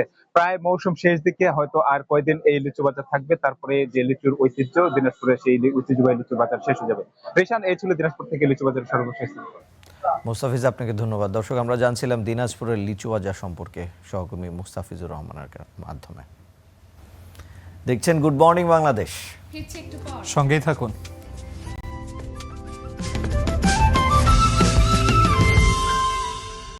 স্বাগত গুড মর্নিং বাংলাদেশে। সঙ্গে থাকার জন্য ধন্যবাদ। একসময় খোদ আরব নিষেধাজ্ঞায় বিপর্যস্ত যুক্তরাষ্ট্র এখন বিশ্বের শীর্ষ জ্বালানি তেল রপ্তানিকারক দেশ। দীর্ঘদিন ধরে যে জ্বালানি তেলের বাজার নিয়ন্ত্রণে রেখেছিল সৌদি আরব আর রাশিয়া, সেই বাজারে এখন মার্কিন জ্বালানি কোম্পানিগুলোর আধিপত্য। কিন্তু কিভাবে বিশ্বের শীর্ষ জ্বালানি তেল রপ্তানিকারক দেশ হয়ে উঠল যুক্তরাষ্ট্র? সাল 1973 ইসরায়েলকে সমর্থন দেওয়ার জন্য আরব দেশগুলো সম্মিলিতভাবে যুক্তরাষ্ট্রের বিরুদ্ধে জ্বালানি নিষেধাজ্ঞা আরোপ করেছিল। সেই ধাক্কায় মধ্যপ্রাচ্যের তেলের উপর নির্ভরশীল থাকা যুক্তরাষ্ট্র তখন সংকটে পড়ে গিয়েছিল। 5 দশকের মধ্যে সেই ইতিহাস সম্পূর্ণ উল্টে গেছে। যুক্তরাষ্ট্রের ভাগ্য বদলাতে শুরু করেছে 2010 সাল থেকে। শিপ ট্রেকিং ডেটা ভোর্টেক্সার তথ্য বলছে, মে মাসে যুক্তরাষ্ট্রের জ্বালানি রপ্তানি দাঁড়িয়েছে দৈনিক প্রায় 1,05,00,000 ব্যারেল। বিপরীতে রাশিয়া রপ্তানি করেছে 70 লাখ ব্যারেল আর সৌদি আরব মাত্র 59 লাখ ব্যারেল। একটানা তৃতীয় মাসের মতো বিশ্বের শীর্ষ জ্বালানি রপ্তানিকারকের স্থান দখল করে আছে যুক্তরাষ্ট্র। অথচ 2025 সালেও যুক্তরাষ্ট্রের তুলনায় সৌদি আরব বেশি জ্বালানি তেল রপ্তানি করেছে। তৃতীয় অবস্থানে ছিল রাশিয়া। জ্বালানির বাজারে যুক্তরাষ্ট্রের এই আধিপত্য দুর্বল করে দিতে পারে ওপেক সদস্য দেশগুলোর জ্বালানির দর নিয়ন্ত্রণের ক্ষমতা। এর মধ্যেই 60 বছরের সদস্য দেশ সংযুক্ত আরব আমিরাত এই জোট থেকে বেরিয়ে বড় ধাক্কা লেগেছে জোটে। বিশ্লেষকরা বলছেন, ইউক্রেনে রাশিয়ার সেনা অভিযান শুরুর পর রুশ জ্বালানি খাতে বিধিনিষেধে ইউরোপের বাজারের দখল পেয়েছে যুক্তরাষ্ট্র। এরপর 2026 সালে ইরানের যৌথ হামলার পর হরমুজ অচল হয়ে মধ্যপ্রাচ্য থেকে বিশ্ববাজারে জ্বালানি সরবরাহ স্থবির হয়ে মার্কিন কোম্পানিগুলোর যেন কপাল খুলে যায়। 2000 সাল থেকে এখন পর্যন্ত দৈনিক 22 মিলিয়ন ব্যারেলে পৌঁছেছে যুক্তরাষ্ট্রের জ্বালানি উত্তোলন, যেখানে ওপেকের ওপর নির্ভর করে সৌদির দৈনিক উত্তোলন 10 থেকে 12 মিলিয়ন ব্যারেলের মধ্যে আছে 26 বছরে। ইউরোপ এখন তার মোট আমদানির 47% পাচ্ছে যুক্তরাষ্ট্র থেকে, যা 2021 সালে ছিল মাত্র 37%। এশিয়াও মধ্যপ্রাচ্য ছেড়ে যুক্তরাষ্ট্রের দিকে ঝুঁকছে। এদিকে 2010 সালে সারা বিশ্বে জ্বালানির বার্ষিক চাহিদা ছিল 87 মিলিয়ন ব্যারেল, যা 2025 সালে পৌঁছেছে 104 বিলিয়ন ব্যারেলে। ঈশিতা ব্রহ্ম, স্টার নিউজ। ভারতের পশ্চিমবঙ্গ সীমান্তে নিজেদের বাংলাদেশি দাবি করা নাগরিকদের আগমন অব্যাহত থাকলেও সীমান্ত সংলগ্ন হোল্ডিং সেন্টারগুলোতে কমছে বন্দির সংখ্যা। হাকিমপুর থেকে বন্দীদের বাসে করে নিয়ে যাওয়া হচ্ছে প্রায় 600 কিলোমিটার দূরে উত্তরবঙ্গের জলপাইগুড়িতে। তবে এই পুশব্যাক প্রক্রিয়ার বৈধতা প্রশ্ন তুলেছেন ভারতের মানবাধিকার কর্মীরা। একই সঙ্গে এই সীমান্ত উত্তেজনা দুই দেশের কূটনৈতিক সম্পর্কের ওপর বড় ধরনের প্রভাব ফেলতে পারে বলে সতর্ক করেছেন আন্তর্জাতিক বিশেষজ্ঞরা। রবিবার পশ্চিমবঙ্গের ছুটির দিন হলেও ভারতের বিভিন্ন রাজ্য থেকে সীমান্ত এলাকায় অবৈধ অভিবাসীদের আগমন অব্যাহত ছিল। ভারতের দাবি, অবৈধ এই অভিবাসীরা বাংলাদেশি। নতুন করে আরও 45 জন নাগরিক বিথারি হাকিমপুর সীমান্তে এসে উপস্থিত হয়েছেন। নতুন এই 45 জনকে যুক্ত করার পর হাকিমপুর সীমান্তের হোল্ডিং সেন্টারে মানুষের মোট সংখ্যা দাঁড়িয়েছে 383 জনে। তবে হাকিমপুর, তেঁতুলিয়া ও স্বরূপনগর সেন্টারে সামগ্রিকভাবে বন্দির সংখ্যা ক্রমশ হ্রাস পাচ্ছে। হোল্ডিং সেন্টারে চাপ কমাতে হাকিমপুর সীমান্ত এলাকা থেকে বাসে করে 47 জন ব্যক্তিকে প্রায় 600 কিলোমিটার দূরে জলপাইগুড়ি জেলার 2টি ভিন্ন সেন্টারে স্থানান্তর করা হয়েছে। স্থানান্তরকৃতদের মধ্যে 7 জন শিশু এবং 15 জন নারী রয়েছেন, বাকিরা সবাই পুরুষ। এদিকে চলমান এই পুশব্যাক প্রক্রিয়ার স্বচ্ছতা নিয়ে তীব্র ক্ষোভ এবং প্রশ্ন তুলেছেন ভারতের প্রখ্যাত মানবাধিকার কর্মী কিরিটি রায়। তার দাবি, যাদের ফেরত পাঠানো হচ্ছে তাদের নাম ও পরিচয় ভারতীয় কর্তৃপক্ষ এবং আন্তর্জাতিক সংবাদ মাধ্যমের সামনে সম্পূর্ণ প্রকাশ করা উচিত। 2627 জনের নাম আছে, তাদের ছবি আছে, তাদের ঠিকানা আছে, সেটা দেবে ভারত সরকার, দিয়ে দেবে ভারতের হাই কমিশনকে, ভারতীয় হাই কমিশন বাংলাদেশ হাই কমিশনকে দেবে। তারা তাদের গভর্নমেন্ট লেভেলে খোঁজ খবর নেবে। এই খোঁজ খবর নিয়ে তারা যদি এগ্রি হয় সেরকমভাবে নেবে। যেরকমভাবে বাংলাদেশে যত ভারতীয় বন্দীরা আছে সেখানে জান খালাস হয়ে আছে, বছরের পর বছর জেলে পড়ছে, তাদের নাম বাংলাদেশ গভর্নমেন্ট দেবে। সেই তারা ভারত সরকার ভেরিফিকেশান করবে, হ্যাঁ এই মানুষগুলো আমাদের ভারতীয়, তারা যেগুলো রিসিভ করবে। এটাই হয়ে এসছে এতদিন ধরে। ইমিডিয়েট ভারতকে মানবিক ইয়েটা, এটা তো created by India, created by Indian government. তাই ইন্ডিয়া গভর্নমেন্ট যাদেরকে পুশব্যাক করছে আইনসম্মতভাবে পুশব্যাক করো বা রিপ্যাট্রিয়েট করো, তাদের নাম ধাম পরিচয় দিয়ে হাই কমিশনারকে বলো, ওদের সরকার জানুক এই নাম ধাম। অন্যদিকে এই সীমান্ত সংকট নিয়ে গভীর উদ্বেগ প্রকাশ করেছেন প্রখ্যাত পররাষ্ট্র বিশেষজ্ঞ, লেখক ও সাংবাদিক সুবীর ভৌমিক। এর সমাধান একমাত্র দুদেশের মধ্যে কূটনৈতিক স্তরে কথাবার্তা বলে সিদ্ধান্তে আসতে হবে যে একটা প্রতিষ্ঠিত প্রক্রিয়া, যেটা এস্টাবলিশ স্ট্যান্ডার্ড অপারেটিং প্রসিজিওর, যেটা এই ধরনের ক্ষেত্রে যে আপনি অবৈধভাবে এই দেশে ঢুকলেন, আপনাকে চিহ্নিত করা হলো, এবার আপনাকে আপনার দেশে প্রত্যাবর্তন করা হবে, সেটা একটা প্রক্রিয়া আছে, সেটা এস্টাবলিশ স্ট্যান্ডার্ড অপারেটিং প্রসিজিওর একটা আছে, এসওপি বলে। এটাকে মেনে চলা এবং দুদেশের কূটনৈতিক স্তরে আলোচনা করে এই যে একটা ক্রমশ উত্তাপ বাড়ছে, এই জিনিসটাকে কন্ট্রোলে নেওয়া। কারণ এটা কন্ট্রোল যদি না করা যায়, এরপরে দেখবেন এর পরের পর্যায়টা কি। এখন তো পুশব্যাক হচ্ছে, এইসব হচ্ছে, এরপরে দুদেশের সীমান্ত রক্ষীদের মধ্যে গোলাগুলি হবে। এই ধরনের ঘটনা আগেও বাংলাদেশের সাথে আমাদের হয়েছে। এমন পরিস্থিতি বজায় থাকলে দুই দেশের সীমান্তে সংঘাত সৃষ্টি হতে পারে বলেও ধারণা করছেন বিশেষজ্ঞরা। মানবাধিকার কর্মীদের এমন গুরুতর প্রশ্ন এবং বিশেষজ্ঞদের যুদ্ধ পরিস্থিতির আশঙ্কার পরও ভারতের কেন্দ্রীয় সরকার, সীমান্তরক্ষী বাহিনী বা পশ্চিমবঙ্গ রাজ্য প্রশাসনের পক্ষ থেকে এখন পর্যন্ত কোনো আনুষ্ঠানিক প্রতিক্রিয়া বা বক্তব্য পাওয়া যায়নি। ইস্তিহাদুল মাহমুদ, স্টার নিউজ। দর্শক, এই ছিল আজকের গুড মর্নিং বাংলাদেশ। আপনাদের সাথে ছিলাম আমি রিশান মাহমুদ, আমি ফারিহা সাজনীন এবং আমি আমিরুল ইসলাম আলিফ।